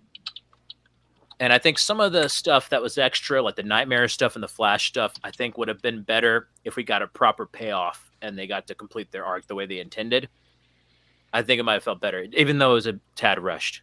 And a lot of that wasn't just Snyder, a lot of that was WB. Just wanted to just Yes. have their Marvel 2.0, basically. Dumbass Marvel. Hey, Marvel. DC. I like Marvel, but I don't like the MCU, if that makes sense. Like, I like Marvel comics. I just don't like what Disney has done to like the MCU and stuff. How Disneyfied everything's been, and I don't know. For me, I kind of gravitate. I mean, I like lighthearted stuff if it fits the tone and stuff. But as far as like the formulaic, kind of cutesy jokes all the time, I lean more into the serious stuff. That's just me. Right. Like I gravitate more towards the dark, more grounded, serious stuff. See, But now, next watch. it's a Suicide Squad. That's right. Yep, next watch. I'm excited. Yeah, or Suicide I'm in Squad. the minority that likes Suicide Squad for what it is. Yeah. It's one of those movies I didn't like as much as many others at the time, but it's one of those where I still would want to see David Ayer's original cut of that. Oh, I would love to, because Like- I want to see Tuxedo Joker. Yeah. And there are some scenes I saw. I don't know if you saw them leaked. I try to find them for you. Did you see the one where Harley gets rescued in the helicopter and what Joker says to her? Have you seen that? No? No. Okay, so like in the theatrical, he says something stupid like, I'm going to have you naked with a bearskin rug and we're going to have champagne or something like that. So in this one, they showed a piece of the Ayer version where Harley Quinn gets on the helicopter and Jared Leto's like, the shit that I have to do for you, Harley. And he's like being more abusive towards her. Like when he has to rescue her. And I was like, he was kind of scary. And then there was some extra footage of like the Arkham breakout when he electrocutes her. And he has like when he's like, this is going to really, really hurt, that scene. Yeah. You saw more of his goons start shooting at the guards, and it was a bit more violent. I was like, whoa, I kind of want to see this version. But it's been snippets here and there online, nothing like full. And you could tell like they probably got it from either David Ayer or the studio, but it wasn't like an official clip. It was kind of like bootlegged, little leaked, Yeah. And it's a bummer because I was like, I really wanted to see the R-rated version. But I mean, from this point on, I think this is the start. The movie itself's not like that, but what they did by cutting 30 minutes of it out, releasing it in March, the behind the scenes meddling is where it started to kind of downfall, because Justice League was already in production when this came out. It was actually done by 2015. It was going to come out, and then they delayed it a year so it'd be closer to Justice League. And I wonder if it did come out in 2015, would people be more open? I don't know. I think a lot of that is a little bit of Affleck, Snyder, like you said, but then also I feel personally it's kind of like the Andrew Garfield, Tobey Maguire thing, where it was just a reboot too soon for some general audiences. It's like right after. And it's sad because after Spider-Man No Way Home and the Snyder Cut, people are more open to Batfleck and Andrew Garfield Spider-Man. I'm like, where were you guys like 10 years ago? Like, even Garfield said that. Yeah.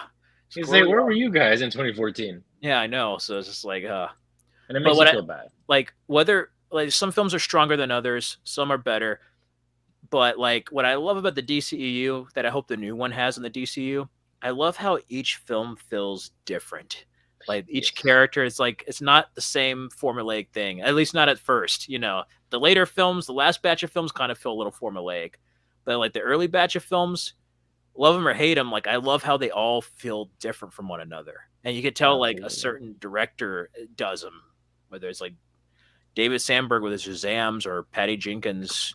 Well, definitely could tell in Wonder Woman 84, but or Snyder stuff or David Ayer and James Wan and Aquaman, another good example.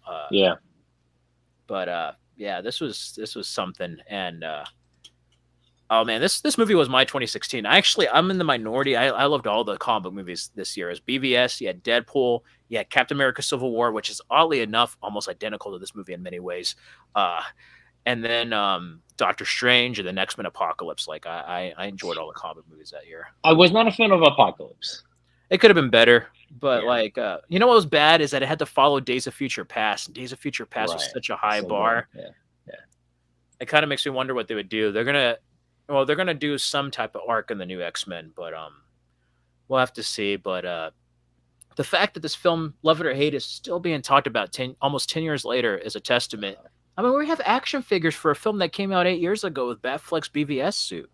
Yep, still coming out. Yeah, so like I always would wonder what could have been, but now I appreciate what was and what is. Like it's just we're lucky to get this, especially seeing how the later stuff turned out. Like I'm more appreciative of the early DCEU movies, seeing how it all ended up. I'm like, oh, It could have been worse, guys. But I would love a world's finest. I would have Let's loved the world's see. I finest. mean, with Guns universe now, because it could be great or it could be really bad. Yeah, I don't know. I'm gonna have to. So, I'm kind of checked out, so I'm not really gonna go see it. But if it's good, I hope it is because that's a win for everybody. And I yeah. hope they get their slate made because speaking of BVS, when the behind the scenes meddling started, half that slate did not get made at all. The original Mhm. 2014 DCU slate, all that went out the window. So Yeah. we'll have to see. I'm a bit bummed at some people behind the scenes. I was like, really, guys? Oh yeah, of course. Yeah. Yeah. But Some crazy stuff. But that was some good one. Yep. So next time, ladies and gentlemen, we're going to be going over Suicide Squad. We're gonna go over the extended cut. Yeah, the extended cut. Not David Ayer's version, but like an extended one that the studio did. Which still makes no sense, but whatever. I know. So all you heathens out there, get ready for some Suicide Squad. So everybody out there, if you made it this far by a miracle, thank you for watching. And you can check out our Man of Steel watch party commentary and Bam Forever. Again, be on the lookout for Suicide Squad, Wonder Woman. Again, check out Movie Minders. Mauricio makes some great films. Check it out. Check out my interview with him about The Last View. Chris Barcia's film. Wonderful. And yeah, check out these other videos for more content. Stay safe and healthy, everyone. Till next time.